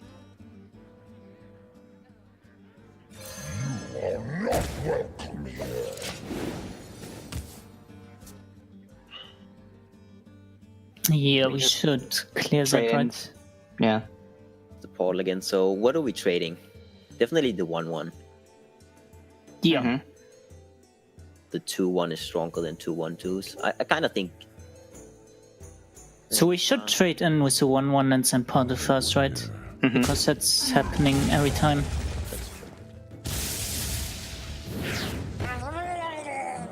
Should have kept the primal fins. Yeah, if we trade in the 2 1/1s, we have room for Yeah, more. that's better. So it's more damage. Yeah, I like trading the 1/2s. And then just playing the 1/2s, right? Yeah. We need to totem anymore. Like if we ever draw a thing from below, it basically means it can be played for free. So by doing this, it means we net 1 damage on board. Really important. All right, well, Virtus.pro fallen really far behind, a point where it's going to be very tough to win. And, you know, I kind of want to go back and talk about turn 5, because I feel like that is a turn where, had it been played differently, Virtus.pro could be in the lead right now. We saw them play a backstab Vilespine and pass when their hand had 2 Shadow Steps and a Cobalt Scalebane. They were behind on the board. Their opponent had a lot of minions. Yeah. And they were afraid of dying to Bloodlust. But is that a card they could really afford to play around anyway, being in that position? I feel like had they just played the Scalebane and nothing else on turn 5, turn 6 they would have been able to go backstab Vilespine on that thing from below that came out, and then actually made use out of those 2 Shadow Steps that sat dead in their hand all game. So, you know, I really think a different line of play there, had they just played the Scalebane a turn earlier, might have been able to put Virtus.pro in that game. But as it stands, ended up being pretty lopsided victory in favor of Complexity. And props to them for playing it well. Yeah, they Complexity did a good job because honestly, they drew just really weak minions and a thing from below. They made do with Jade Claws, a thing from below, and a bunch of tokens. Yep. So they did what they could, but honestly, Rogue had so much potential in hand. Double Shadow Step with Vilespines, or even just landing a single Bone Mirror on something and being able to like finish off with Cobalt Scalebane. Their hand had so much potential, and I feel like they threw it all away. Yep. Yeah, that's not to say that it would have been enough to necessarily get there, but it would have been a game of Hearthstone as opposed to, you know, the Firefly Massacre over the course of 7 turns. But, yep, solid game from Complexity. They have the lead once again, or they never lost it, really. But yeah, pulling further ahead. Yeah. And they came out on top of the other side where Shaman was queued into the Rogue. So now Rogue has been officially killed, and we'll see how Virtus.pro is going to fight 2 games down. We're going to take a quick intermission, and when we come back, we're going to continue Complexity versus Virtus.pro.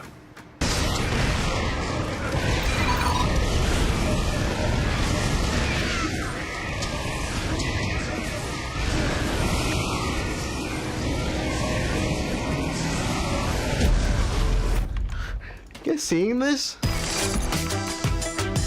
Game, record, and stream without compromise. Only on Intel Core i7.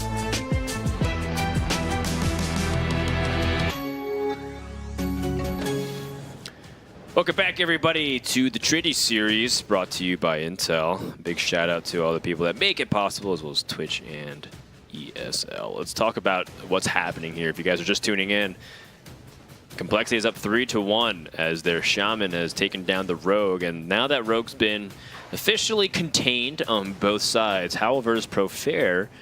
Since it's very clear that their Warlock deck is not going to be fitted to it because their Zoo has already dropped. So what is the next best option for Virtus.pro?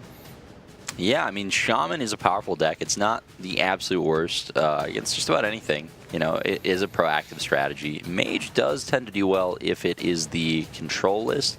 If you are playing the AoE cards, if you have Blizzards, Volcanic Potion, then it can be pretty strong. And it looks like that's what they opted for. Yeah, Mage is, if it's the control variant, pretty solid against Shaman. It's tough for Shaman to get anything going. The strongest tool for Complexity in this matchup really is going to be that Doppelgangster Evolve. As good of a deck as Mage is, it's not very good at dealing with multiple big minions.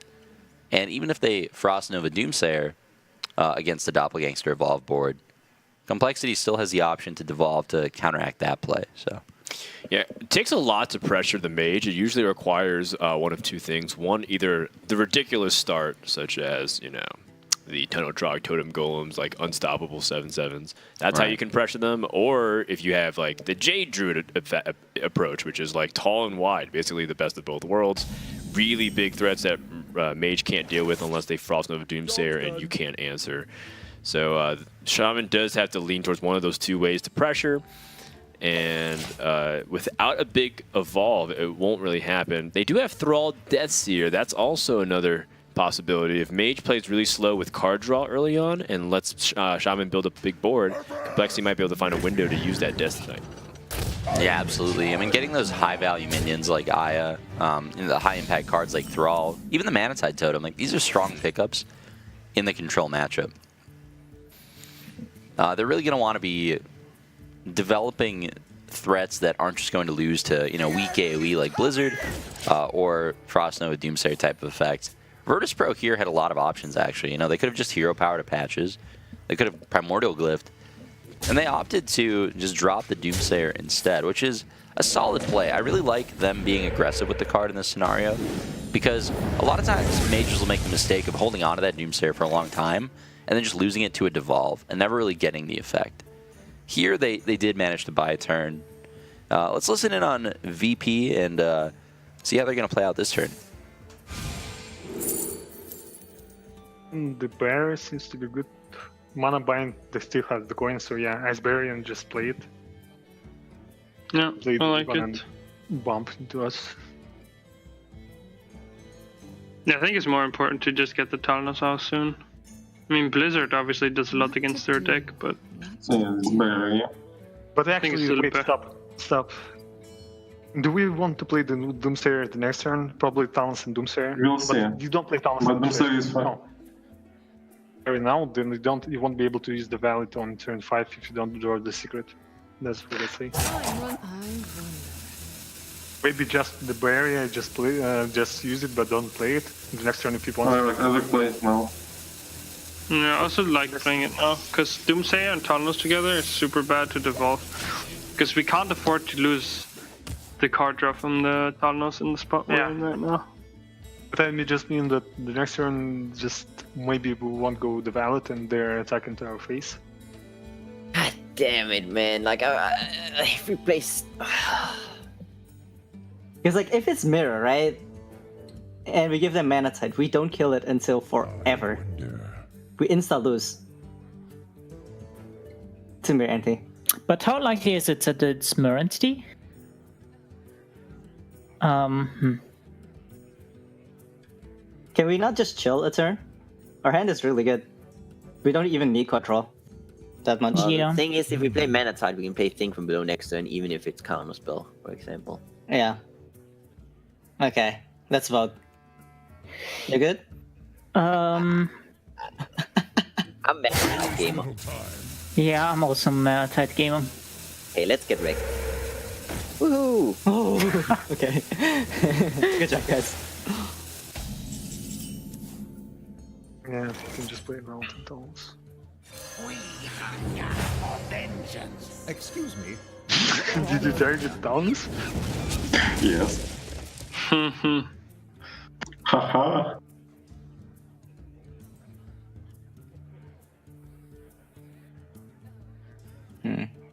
I would just play Thing from Below again. Yeah. Yeah, I would too. Is like Stonehill. No, there's no other line. Yeah, it doesn't The make other line sense. actually like Stonehill Coin, Flame Tongue. Flame Tongue behind the Stonehill. That's not horrible. From Below after. Then you'd have to coin first. Then your thing gets really cheap later. What? And they just use their valet. Well, I think we would probably. I think I like Sing from Below. Yeah. Okay. Yeah, I like it as well.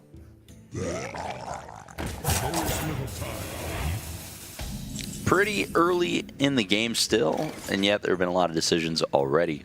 You know, everything down to the Discover from Primordial Glyph actually has ended up mattering a lot. Right. I looked at Blizzard and I thought, hey man, that card's pretty good. But they chose Ice Bears so they can activate Medivh Valley and control the board. And I guess not have to rely on Blizzard for a wide board. What do you think about that?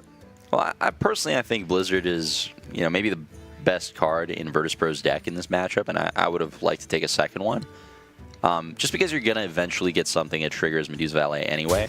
But it's kind of a different mentality. That's like the mentality of, I'm going to inevitably fall behind on board because I'm the control deck. But the reality is, it's still early in the game. By taking Ice Barrier, they managed to develop Medivh Valley a lot sooner.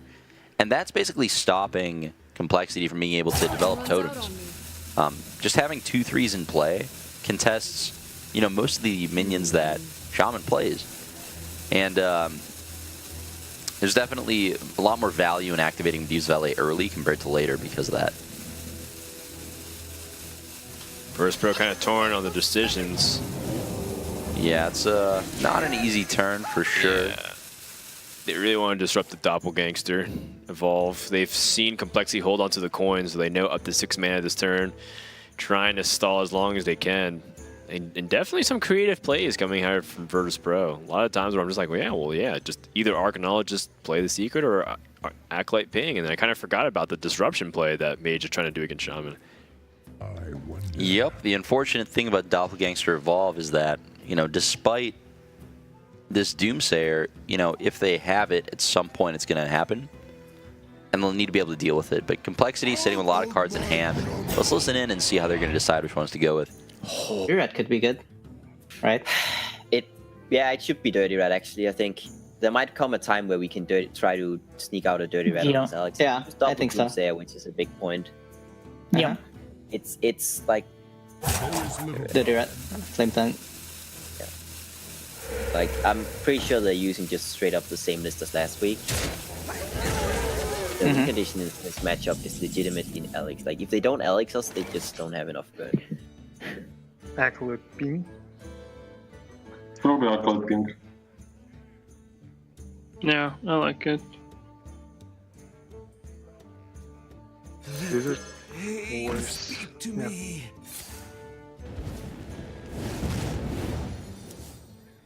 And then trade with 7-4.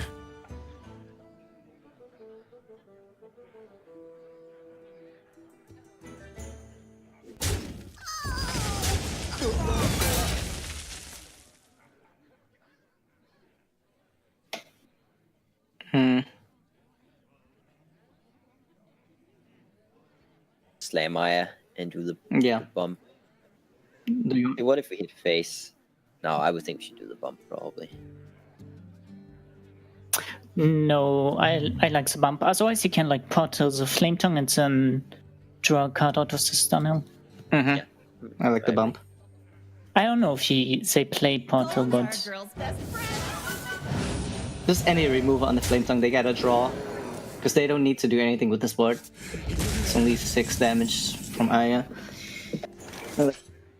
Do we want to play Loot Hoarder? Two of them? I want to play 2 Loot Hoarders. What if it's big? But what then? Double Hoarder Pink or Glyphos? Block? No, it's not block. It's Glyph and Loot Hoarder, like the obvious turn. But you can pink. You can play double Loot Hoarder and pink. I like Glyph more than Pink. Okay, start with the Glyph then. We need some draws from that. Missiles? Do you like missiles? Maybe Loot Hoarder and Molten Reflection on it? No, I like missiles. Why do you like missiles? Because they have a lot of 3 HP minions. We have Blizzard. Blizzard Pink. Molten Reflection more. Why Reflection? Sucks. Wait on I like the missiles. Okay, but that's something like... Next turn can Blizzard plus missiles, no? I mean, you try to play as a defensive mage, but yeah, I wanna get the combo and kill them faster. What? So this is pretty cool. I think we're looking at Freeze Mage. Well, yeah, and I mean, Freeze Mage is a deck that we haven't really thought about for a while, considering that people just generally gravitate towards a Control Mage. And they play almost all the same cards. I mean, the difference is like Mana Worm, Firelens, Portal, and Div, really. Right. Versus Ice Barriers and some Loot Hoarder. And a ton of card draw. Right. Yeah. It's interesting, you know, after the Ice Lance Hall of Fame change, a lot of people kind of fell off of the Freeze Mage train, but it's still very strong. It's still got a powerful tool in Arcanologist. Medivh of LA is still an excellent card in this deck. Against decks that don't gain life, like Token Shaman, it's still very powerful. You just don't have the strategy of winning on board the way that the Control Mage deck does sometimes. So, you know, a lot of people do see it as kind of like a strictly worse version of Control Mage, but its matchups are a little bit more polarizing in that, you know, the decks it's good against, it's really good against. The decks it is bad against, it's a lot worse. So we'll see how it pans out here for Virtus.pro. Definitely a cool list to see, though, and I'm happy to see more innovation with Mage. Yeah, Complexity a little awkward with their positioning too. Like they had their Flame Tongues positioned on the right side of the Stonehill Defender, which caused them Aya to also stack up. So like a small thing. I don't know if that 2 damage will make a big difference, considering that it seems like one of those things where you overkill the mage a lot of times. But if Shaman were to go for exact lethal, I think that would end up being the case.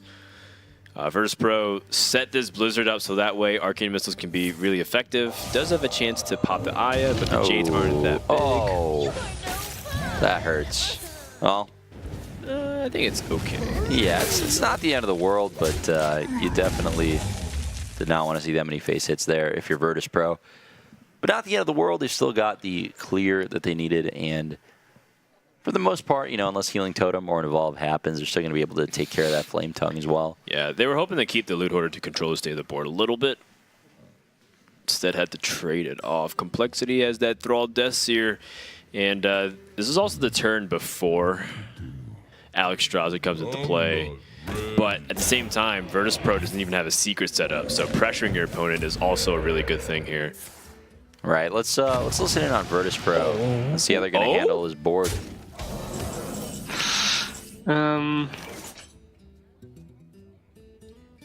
Start with AI. Wait. Don't you like? We might actually play double secret and Frostbolt the 5/2, so we can Pyroblast face next turn.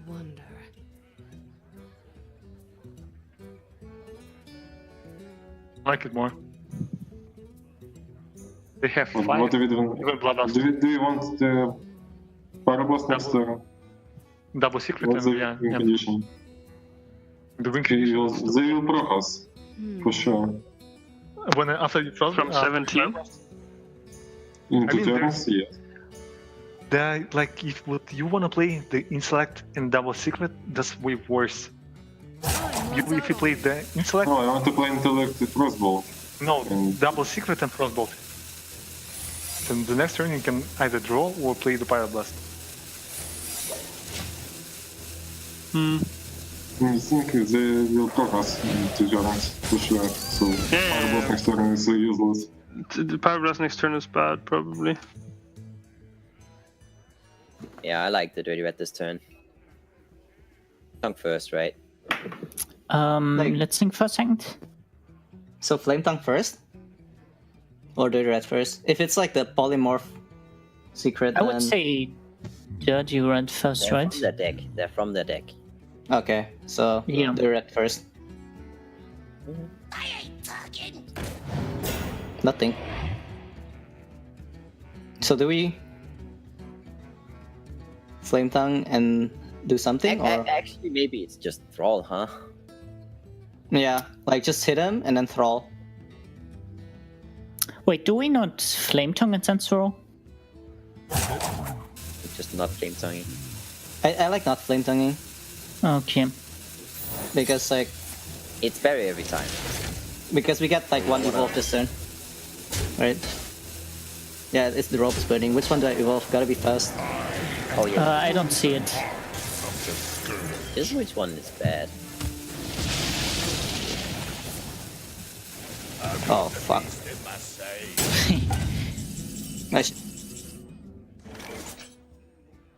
Do you Intellect? There's just no way we can. Yeah, I'm pretty sure you mana worm first, right? Wow. What do you possibly play? We can get Flame Strike maybe. We don't Flame have Strike maybe from a We don't have glyphs. We used already.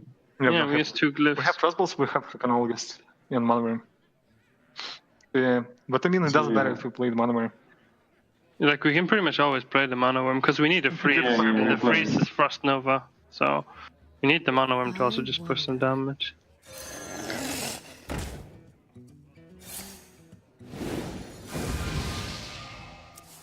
Well, here we go. You just AI again, and then you see if you can find a Nova. I guess that's a Nova.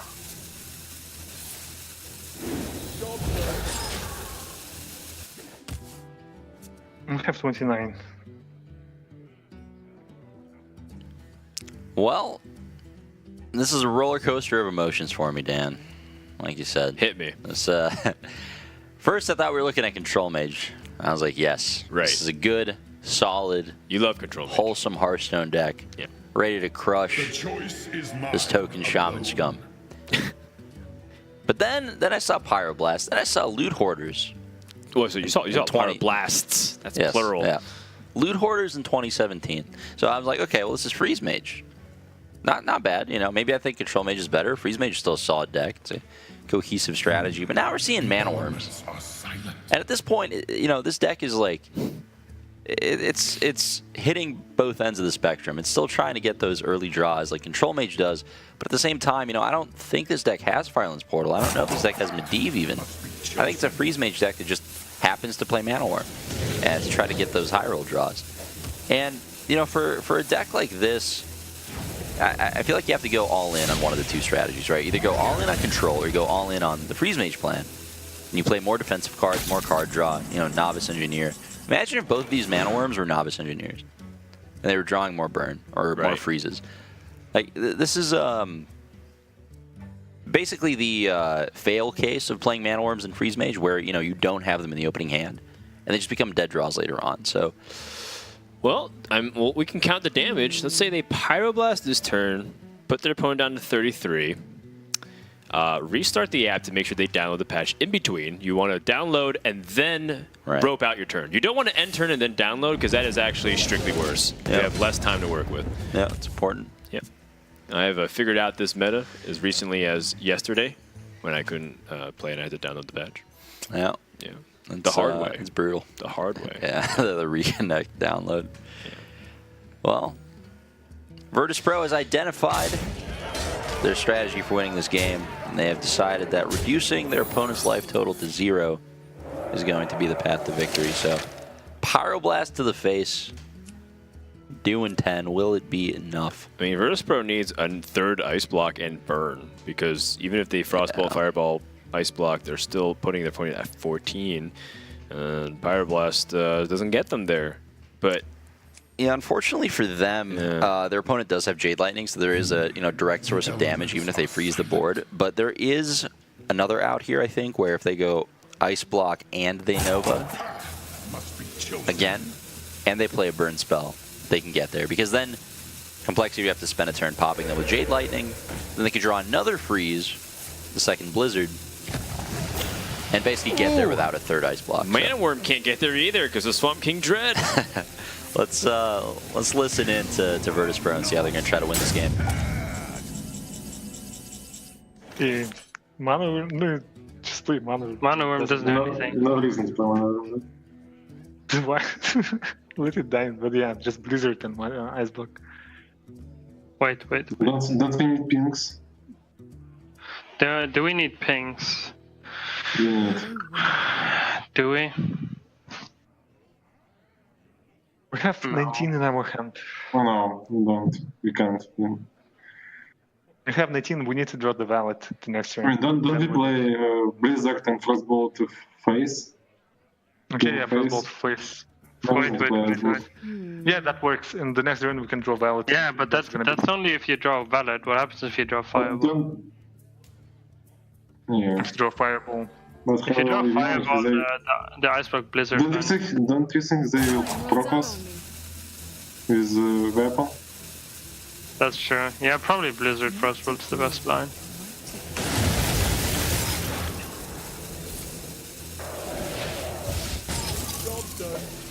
Okay.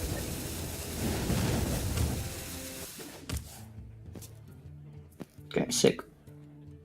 Perfectly. Shut up, Twitch. Okay, I need to go to the toilet real quick. Okay. Yeah, honestly, really well played by both teams there. You know, I do think Virtus.pro took the best line of play that they had to, get themselves a win there. Assuming Complexity didn't have that Jade Lightning, they would have just needed the top deck of Frostbolt or Medivh's Valet. I think they might have been out of Frostbolt, just the Valet. Yeah, they had Fireball, Valet as their two final burn cards, and Alexstrasza was the third card. They only had 3 cards. So they needed Valet, then they could have gone, Ice Block, Valet, Fireball. Gave themselves an actual way to win the game. So props to them for trying. Didn't quite get there. And man, I mean, Complexity is just running away with the series so far. Well, based off the pace, it's going to end by a score of 6-2 or 6-3 because they've been going 2 for 1, guaranteed so far. And Virtus.pro's counters aren't working out. I want to call to attention exactly what you're talking about. Virtus.pro chose to put 2 Mana Worms over maybe a pair of Novice Engineers. That's what it looks like it to be. If they were 2 cards deeper into their deck, they would have to burn. They would have the freeze already set up and not have to take that damage to get their Ice Ball popped. Right. They would have won the game. So I think that was as much as the series has been played pretty well. I would say that there's a lot of deck building errors that's costing Virtus.pro before the games even begin. I mean, I would definitely say that with this mage deck. You know, I would have liked to see more of like a traditional control mage out of them, or maybe just an all-in freeze mage. But you have to also kind of, mention that Virtus.pro was getting unlucky in a lot of these series too, right? Like I think they've drawn patches twice, like in both of their Pirate games. True. Maybe all 3 of them. So that definitely has not been helping. And, there have been some fortunate rolls on the side of Complexity, but nothing insane, right? It's not like absurd RNG swinging games here. This is a pretty straightforward list, pretty straightforward games. And outside of the odd patches being drawn, Complexity has been earning it, Yeah, there's sometimes Evolved that just like have no business being there. I mean, I guess the best thing that happened for Complexity was they evolved into a Charger minion and they got extra damage in. But I guess that compensates for the lack of misdamage that they got with Flame Tongue Totem. Didn't even end up mattering considering that they put so much pressure on. But outside of that, Complexity has been playing very well. And as the reigning champions, they should be, because a lot of people were questioning, like, because at the end of Season 1, Complexity has actually had a overall losing record. But it's because they kept edging out Series 6-5 because they just planned out all their lineups accordingly. And so people are saying, like, well, is Complexity really the best team, or did they just kind of get the good end of a lot of, like, those coin flips that ended up favoring them at the end? And I think right now, going into Season 2, Week 3, they're really showing that, yeah, they actually got the jobs, and they've been backing it up. And Tyler, for JJ, hasn't made them skip a beat. Absolutely. Looks like we're going to see even more Quest Warrior. I love this right now. This deck is so good. I'm happy we're seeing more of it. It's a tough one to play in this matchup specifically. You almost have to wonder, do you keep the Quest? Against decks like Shaman. Oh, yeah. That's a good question. Against decks like Shaman and Paladin, their hero power really does get in the way of it. And there's other things taken into account too, like, maybe the Shaman will inevitably play Thrall. If they play Thrall, they don't have the totem hero power anymore, at which point, the Ragnaros shots become very good. It really depends on how the deck is built, too. If it's very light on win conditions, then, you're going to need the Quest to win. But we're seeing them keep Battle Rage. I definitely like keeping the Quest, because I think if Shaman finds out you don't play the Quest, then they can just play very grindy against you, so they don't have to rush at all. Because there's no real way for Warrior to win the game. They just deny the game. As for Battle Rage, it's definitely something to consider. Yeah, Virtus.pro is definitely expecting an attrition war. They want that source of card advantage to just already be in hand. Definitely an interesting call, though. A lot of people, myself included, would not have kept Battle Rage right there, especially with no other minions. But let's see how it works out. Picking up Acolyte. Double Sleep with the Fishes. That's actually very key. That's one of the best cards in Virtus.pro's deck in this matchup. You're going to want to draw those. You're going to want to draw Brawl. And just make sure that... Primordial Drakes. Yeah, exactly. If the board ever gets out of hand, then you have some kind of reasonable answer. Yeah. This is already kind of a decision that Complexity can make, because we talked about fighting the war of attrition, and Complexity also already has Thrall, Deathseer too, so they have multiple ways they can pressure Warrior. They have multiple ways to drag the game out and make it very resource intensive on both sides, which is what favors the Warrior, because they have bad Battle Rage. Usually what ends up happening is Warrior fights pretty efficiently, able to go 2 for 1 or greater on a lot of their cards, and drain Shaman of resources. That's even why they consider throwing away the Quest. But, if Complexity senses the ability to drag it out longer, who knows? I mean, cards like Alec here can also be a big player. Bit of a tough discover there for Complexity. The Voodoo, whatever. What's the freeze guy called? Hexer. He who hex. Okay. Voodoo Hexer. Not bad against Warrior. Stop some weapon charges, freeze the Blood Razors. But yeah, I do agree with the Alec here pick. You're just going to want some high-impact cards later on, some good value, some burst damage. But yeah, Shaman doing what Shaman does, building up a board of mediocre minions. and waiting to make them bigger. Yeah, and just kind of like innocuously setting up threats, both passively through minions and also just like, well, if you keep letting me build up 1/1s, then I can even get like a early bloodlust, and then your life total is like always something to be concerned about. Virtus.pro here, you know, capable of playing Acolyte without any worry of Thrall happening for another turn, and you know, on board, it's not bad. It does kind of go into the Jade Lightning turn, so definitely considering that.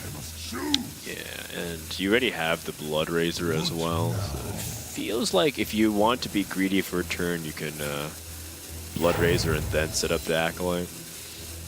Yeah, this is very aggressive on their part, but I do think it makes sense. I think they want to make sure that they can give value out of this Acolyte on turn 5 when they play it.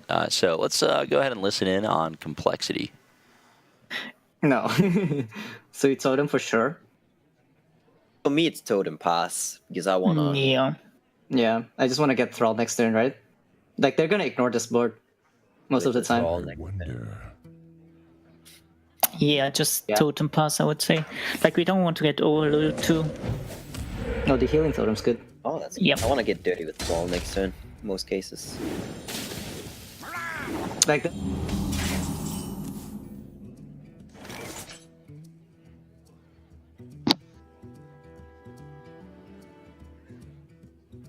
Do you play Acolyte and hit now? Seems like that. We might not need to Acolyte though. But we have the Curator. Yeah, it's probably fine just to play the Acolyte and hit. Yeah, but this skill totem. Yeah, I know it's annoying, but For that, it's fine. Hmm. I'm still playing Thrall, honestly. I mean, do we not just devolve and want to trade the 1/1 and play kill the weapon? Heal our guys back up. So I actually get a lot of draws out of this Acolyte.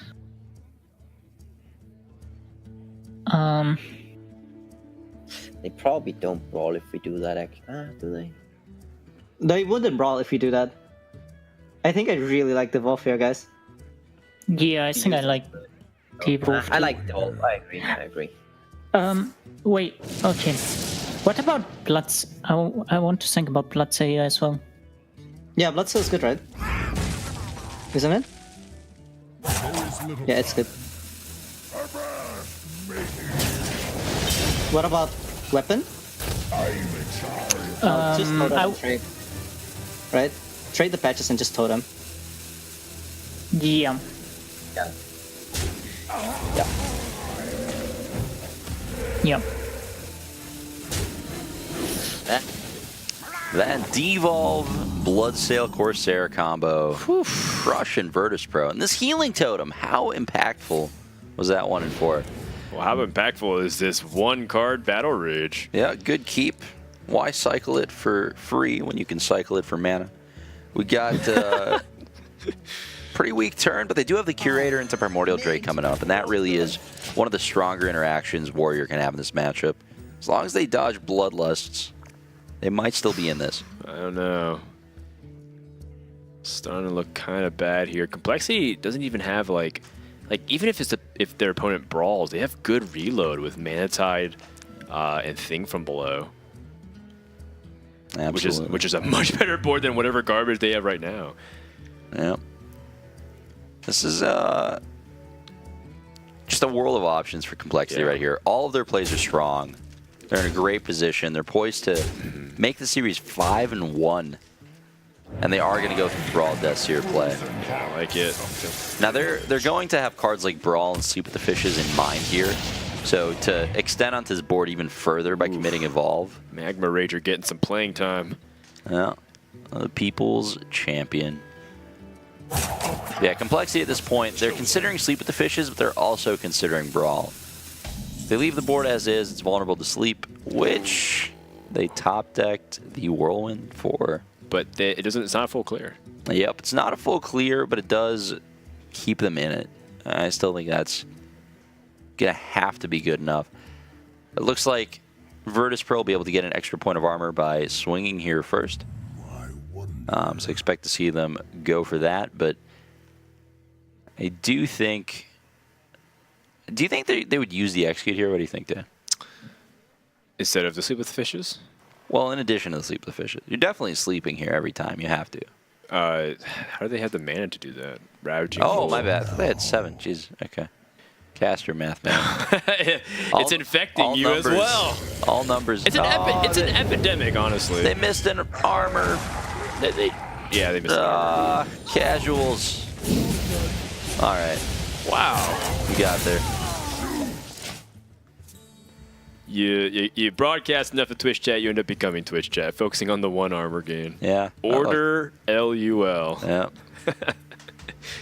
Yeah, but no, you're completely right, though. I mean, it's the fact that Virtus.pro has just not been optimal this game in a lot of areas. It just, the entire series, it feels like they have a lot of like good macro strategies down, but it seems like a lot of small things they're messing up on right now. Yeah, they just have, it's easy to have an off week. There's so many matches you have to prepare for. All these players are playing tournaments, simultaneously to the league. And let's go ahead and listen on Complexity and see how they're planning to close out this game. Yeah. Tide and think of if you want to. Now Jade Claws Malatide droids. It's close. Metatide thing doesn't look bad. What about just think from below and Jade Claws? Can we have that? I would actually. I think I want to draw though with the Metatide. Actually, yeah, Sanctuary below might be better to pressure them. Okay, let's pressure them. Yeah. I would clear this 3/3, so. Yeah. Okay, now I actually like this. It's good pressure. It's not something they want to roll. To deal with as well, right? And if they play like a taunt, then we can bump it and upgrade. I don't know. It just seems. Yeah, okay, I like this.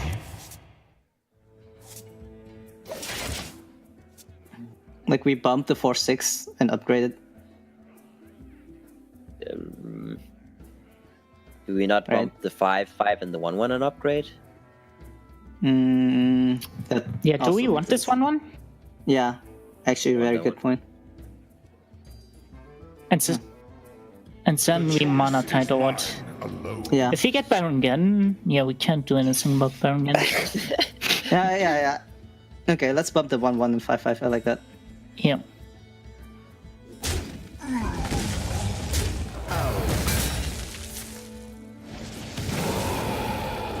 That's good, right? I think so. Do we play the mana tide? tide? I think we do still. Yeah, I think we do.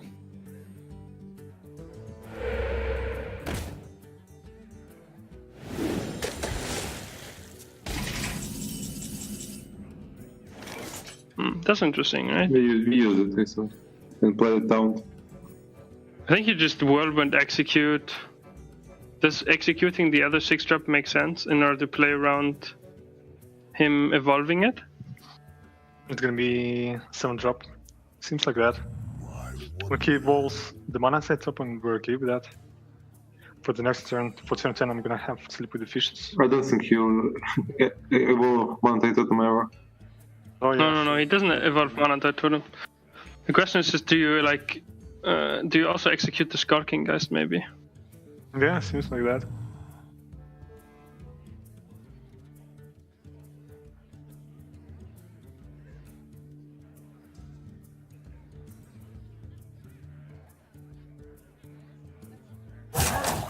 I mean, you could whirlwind execute and then play Ellie Armorsmith, actually.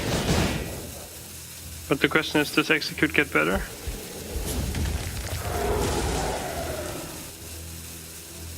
I think that's more.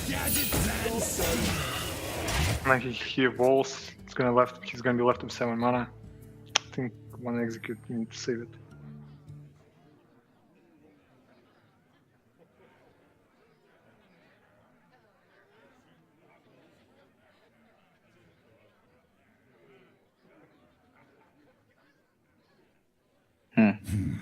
Do you guys see it? No. Well, my first instinct was Alec here, and then trade Geist. That was mine too. And then Alec here face, and then do the evolve. That was my instinct too. Do we need to devolve though? evolve though? I think so. It doesn't have a shield with Alec here. We get a Well, I 9. don't like the evolve. I don't like it either, because like one extra think card we- keeper in our deck. I think we Flame Tongue in the middle, trade the 4/6 weapon. Yeah, I like the And Flame Tongue then. maybe too. I like play the like- Flame Tongue. Yeah, okay, that's the same thing. Yeah.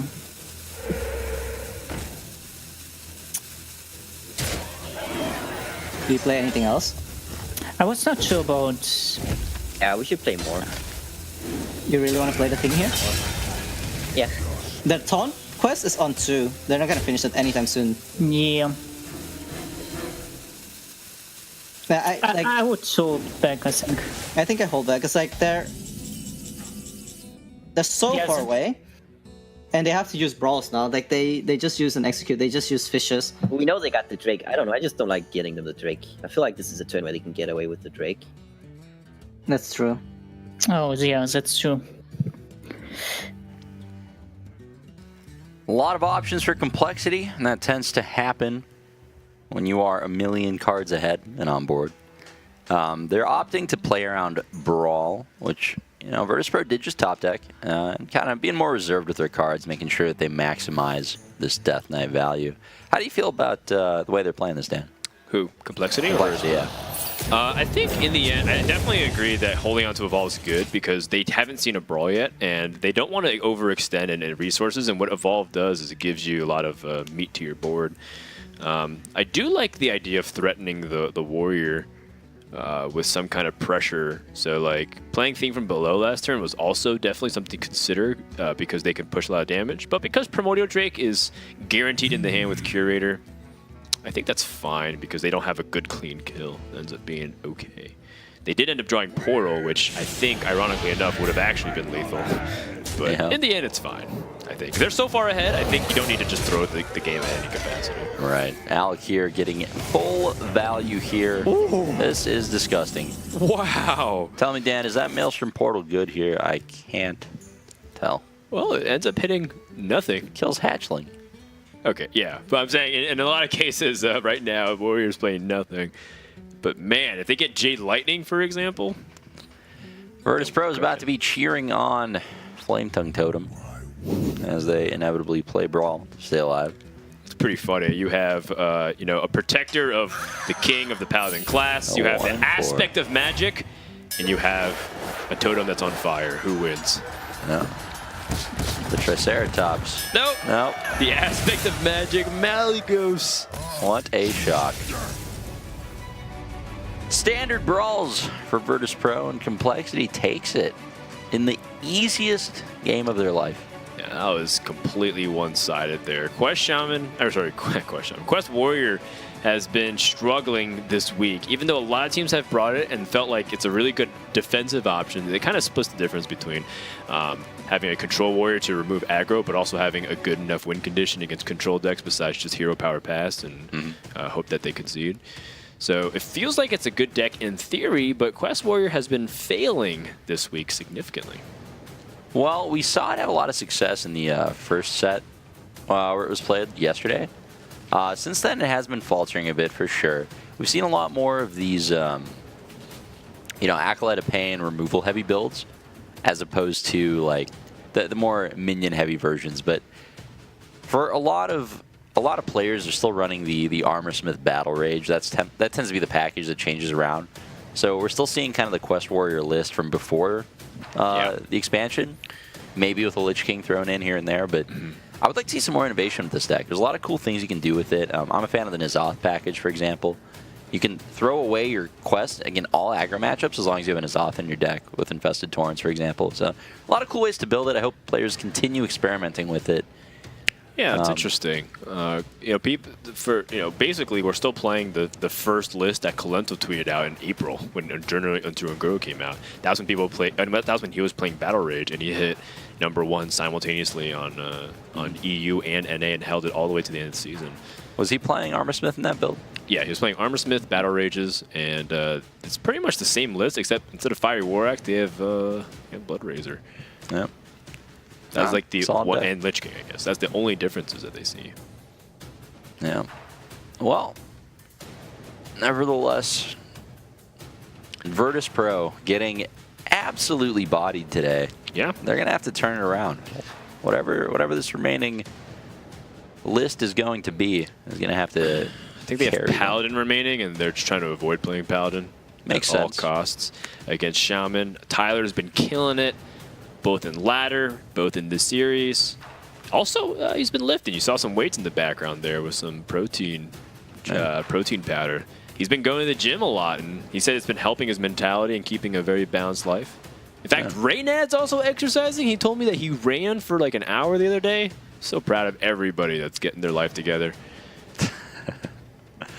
Yeah, eventually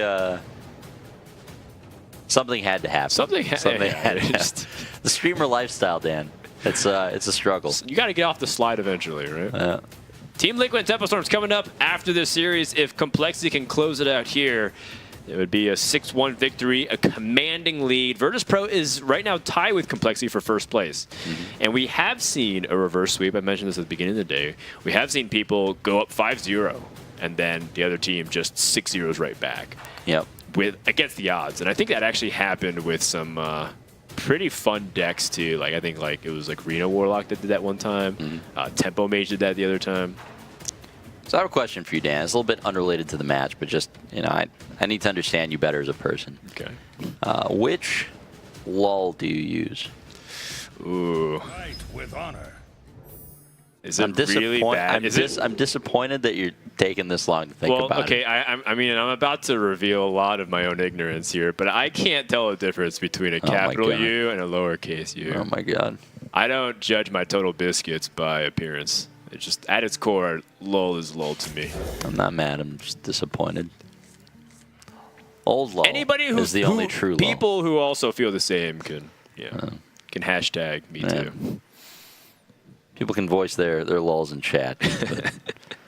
But, new lull is for anarchists. But Control Paladin making a resurgence.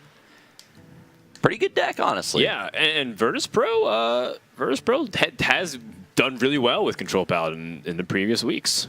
Yeah, it is a very powerful deck. It has solid matchup against most mid-range and aggressive strategies. I mean, even against Control, you can kind of go over the top of them sometimes. The real challenge comes when you're playing an 11 deck, or a best of 11, a 6-deck format, and your opponent has something that just hard counters Control. And if something like that, does happen, you can get hard countered with this deck, which is probably why Virtus.pro didn't want to pull it out too early. But, if Complexity is just playing solid ladder decks, it's possible this Paladin could go all the way. I could see it. Yeah, and Control Paladin with a curve like this every game where you get like Loot Hoarder and you guarantee you have board clear in case things get out of control, and you have card draw with Curator in the mid game. I've seen Control Paladin do absurd things in tournament environments where it's just like wins when it really shouldn't. And it's been backed up by open events like DreamHack and HCT, and it's been backed up by invitational performances. Yeah, I think it's one of those decks that, especially in open events, has a pretty big edge. And when you can just play like a slower, consistent deck that's kind of solid against the field, and also has an advantage when your opponent doesn't know how to mulligan against it correctly, because they're expecting Murlocs or something like that. Right. You get a big edge over the course of like several rounds. So Ramp, also a deck that tends to overperform in open type of environments. But yeah. So now that we've broken down the early games and kind of talked about the decks and matchup a little bit, what LUL do you use, Reyna? Because it feels like you wanted to bring identity politics into the cast, but now I'm flipping the question on you.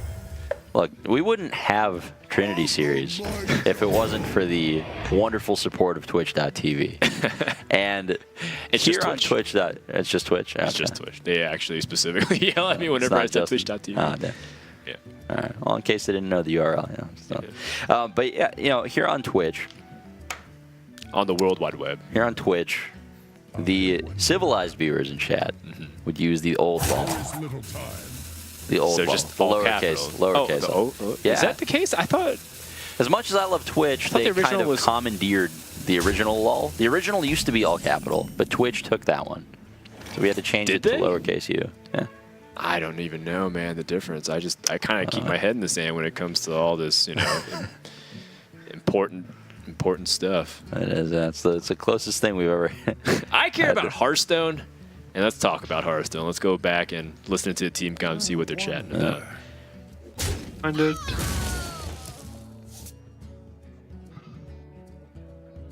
You probably just play Wicked Flame, right?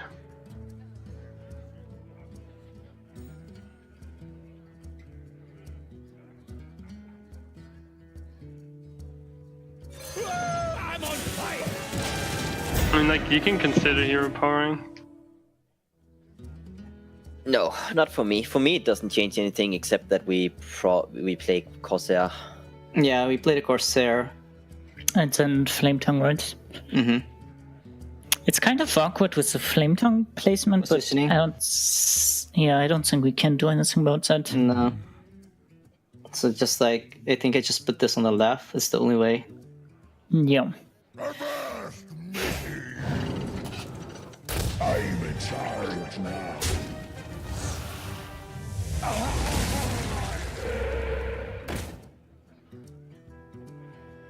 The game, it's also like this.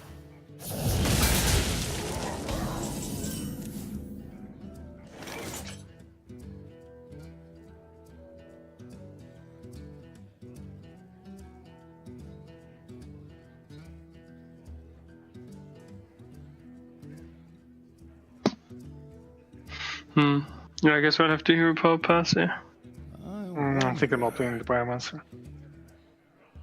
I don't think it really does anything. It trades with Stonehill at least. Yeah, but that's taking This up is 1 really- damage from board. Right. Damage from board, yeah, but if you Hero power more. just hero power, but you don't need double Pyromancer because we have turn 7, turn 8. He's gonna go what? He played double minion, double taunt, right? Double totem.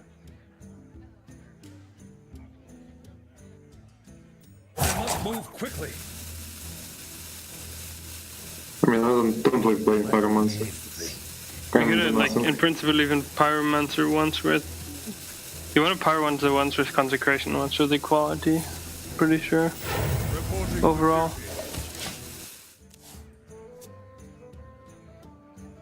Yeah, there's a lot of debate about like the use of their resources, but I find it a hard time not to like keep your Pyromancer at the expense of 3 health. It feels like there's so much better use of Pyromancer as the game continues to drag on. And the way Virtus.pro is like talking is if like this is a tempo-based matchup, because they're saying, oh, we have Curator and an 8 guaranteed, and we have Nazat, so we won't need the Pyromancer. It's like, well, I assume the game might go longer than that, because Shaman's going to try to play resource conservative against a deck that has a lot of AoE clear, won't it? Yeah, they're just making sure to go through all their options, make sure that they're not missing any possible lines of play. It is a very interesting matchup. Like when you play Control Paladin, you have to kind of identify what resources matter this game and what is your opponent's path to victory. So in this case, for Virtus.pro, the cards you really have to be worried about are things like Bloodlust or Doppelgangster Evolved. So you want to make sure you have an equality clear for the Doppelgangster Evolves, and you want to make sure you're not in Bloodlust range most of the time, like within reason. When it comes to chip damage, that's something that would matter against a deck like Pirate Warrior, for example, or Rogue. But against Shaman, it doesn't really matter. They don't play too much burn. And really, the chip damage just helps put you into Bloodlust range. So I think those are kind of the things they're going to need to be thinking about and using these Pyromancers efficiently, because they are the only board clears Virtus.pro has, is going to be pretty important here. Yeah, agreed. Virtus.pro picks up another Stonehill Defender. Or sorry, they pick up a Stonehill Defender, excuse me. And there's a lot of good options, but one of the best options at their disposal in Sunkeeper Terram tends to be a much worse option than usual. I have seen the Control Paladins do play tempo a lot of the times, and it ends up working out okay, but yeah, I agree. I don't think this is one of those matchups. Fame Burn Bristle. Very nice, just to use as a defensive option. Yeah, you don't mind seeing that. It's not the worst. A little vulnerable to devolve, but yeah, better than the other option. They're not devolving anything else. Not sure how I feel about this line of play. It's fine. I suppose I would have just gained the 6 life and not played Stonehill, but this is reasonable too. They're really looking for a play for next turn. Let's go ahead and listen in on Complexity and see what they're thinking. Same. What if it's just not Jade Lightning, right? We have a lot of tokens. Maybe the role for the healing totem is important here. Right? Like maybe trading away the primal fin is just okay. It's not true. Yeah, but it's only good if you get healing, right? Yeah. Is it even that good? Because we have to trade the primal fin, and so we don't even get the heal on that one. Yeah. I would Jade Lightning probably. I'm probably down with the Jade Lightning. Like, it's pretty bad against Consecrate, but I don't think we can play around that. No, I think it's Jade Lightning. We just slam Gangster the turn after, right? Do we play the 1-drop, so? We don't really need to, right? I would still play one of them. Yeah, I would still play. Yeah. Okay. At least force the Consecration here. This is looking good. We could play hero power. But No, the one on top now Aldred doesn't make any. the Aldo doesn't really do anything. What do you want to say, Aldo? But I mean, why would you play Aldred here? He just dies. It's the same as the minion.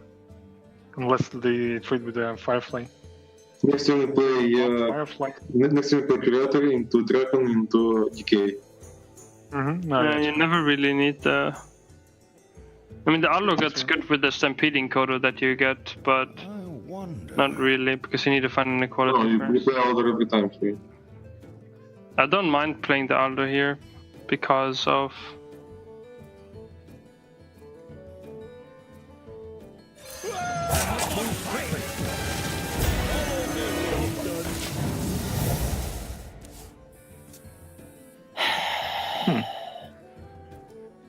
Well, I kind of want to go in, but I know it's bad against. No. We have the Flame Tongue. I don't think we need to go in. I think we can devolve. Wait, why do you devolve? It pushes a lot of damage because the Burn Crystal heals for a lot, right? Okay, actually, I agree. Good devolve as well. I like the devolve. Yeah, I actually agree. Yeah. Let's devolve. I was thinking about trading and then evolving because then they might think we have, like, I don't know, information-wise, hero powering is good. Yeah.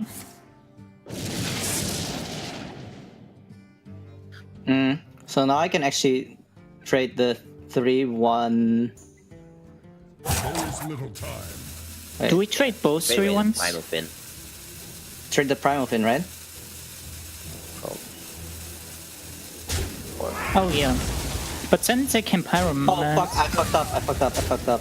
Oh my god. Did we play anything? Yeah. Yeah.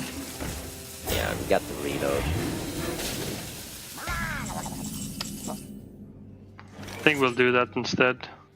Yeah.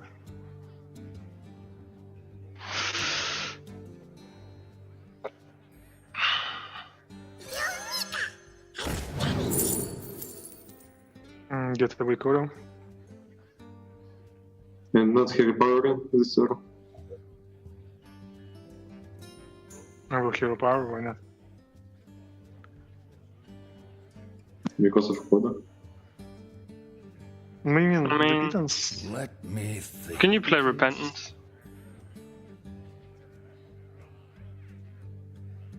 The hippie like repentance? No. Just not hero power on this turn. Is it the problem? Nope. Alright, then I guess you can take it away. Move quickly.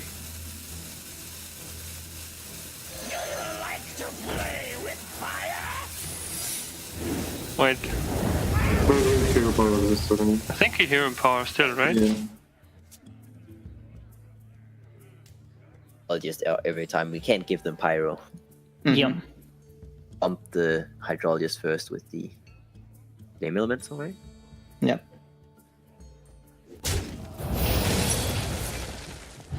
Okay. We go in, right? We trade this and then we go in. Yeah. Yeah. So the question is, do we use both evolves? I don't think we Firefly. Yeah, it's not needed, right? The first one is like from 5 to 6 is way better than 6 to 7. At least that's I don't know the stats on it, but we can hold it in case what I felt. in case we get. Let's see first what we get out of the 6, right? Yeah. Get them, boys.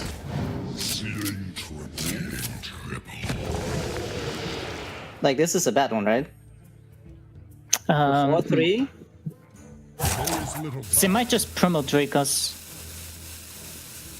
And then I we would can trade say we evolve again, but do we? I think we evolve again.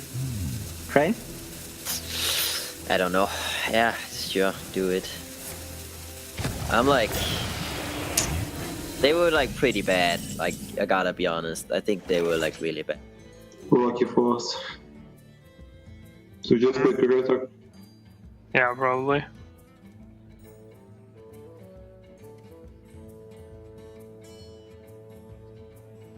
The menagerie is for guests only.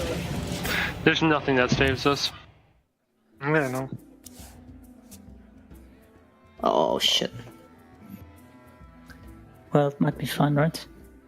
Hmm. We trade with the 6/6, go face hero pawn. Yeah. I think so. Yep.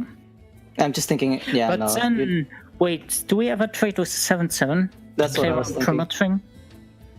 I think by Because- mistake we have lethal, do we not? So we push. Nah, we won off 13. then. Yeah. Do we ever? I actually think we do trade with the 7/7 to play around it. It's one less damage, but Yeah, I think so too. I wonder. Let's see first what totem we get. they guaranteed to have a Drake in their hand. Oh, okay, never mind. Okay. Little time.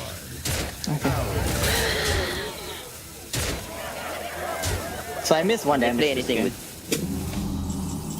All right, we're coming down to probably the final turns here of this game as Shaman is trying to get over the hump, and if they don't get over the hump, Virtus.pro is just going to commandingly seize the game here. Primordial Drake just a little bit off, and if they play Drake, they're dead on board. Complexity seals the series 6-1. Dominant performance, and commandingly takes the first place spot in week number 3. Yeah, it's not just that they won, but it's that they won by such a large margin, and that's really so important when it comes to, you know, a league spanning several weeks like this. So, absolutely fantastic performance from them. You know, I don't think we really saw too many misplays, if any, and you know, they're just playing good decks, playing them well. Yeah, like a couple of minor things that they could improve, but I mean, right now they're playing in like at 95% capacity, I think, and that's often way more than good enough in Hearthstone. You just have to figure out, make sure you see the big lines and macro plays, and overall, Complexity didn't have to do much. They had to play Rogue and Shaman, and Virtus.pro takes a heavy loss here because, you know, if they do end up going to a case where they become even in score, this 6-1 record is going to be a big blemish and damper their chances to make it to the finals.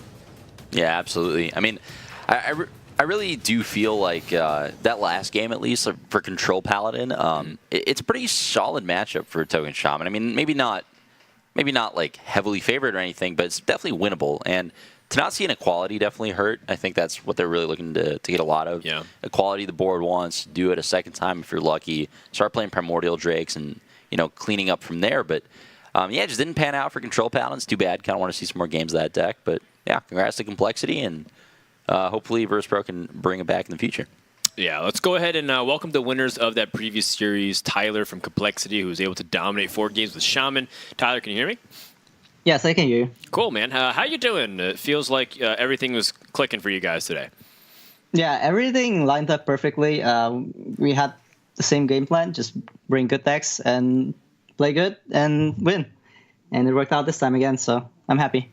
That's cool. You know, going against Virtus.pro, it seems like they do a couple of things differently, like the Control Paladin and whatnot. How do you think about their strategy going, like when you guys saw how your decks went up against them? What do you think went wrong for them?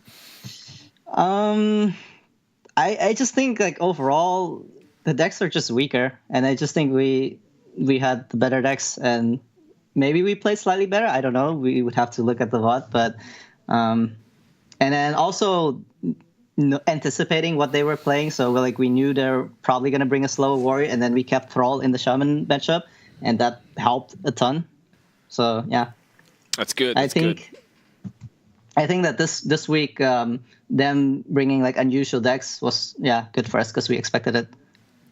Yeah, gotcha. Yeah, how much preparation is going into some of these Wiis? Because you guys are the defending champions from Season 1, and you guys are on top unanimously after Week 3. We practice. We are constantly talking the entire week. We're just in the Skype group, and whenever something new comes up or we have an idea, then we just put it in the Skype group. And then what happens is the last 2 days before submission, we get into a Skype call and we spend hours just talking and practicing even. And so 2 days usually.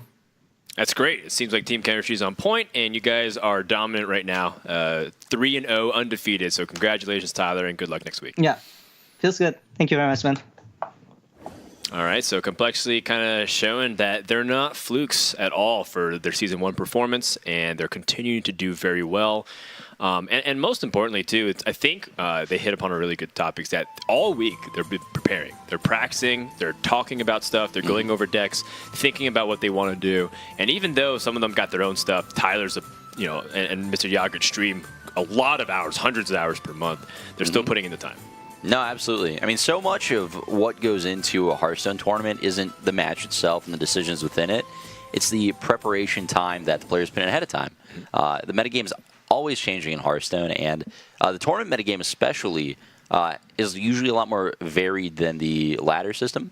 So the players that put more hours in just tend to get a lot more rewarded. So good to see that from them, putting the effort in and doing their homework. Yeah. So with that, let's go ahead and jump straight into the next game. We have Team Liquid versus Temp.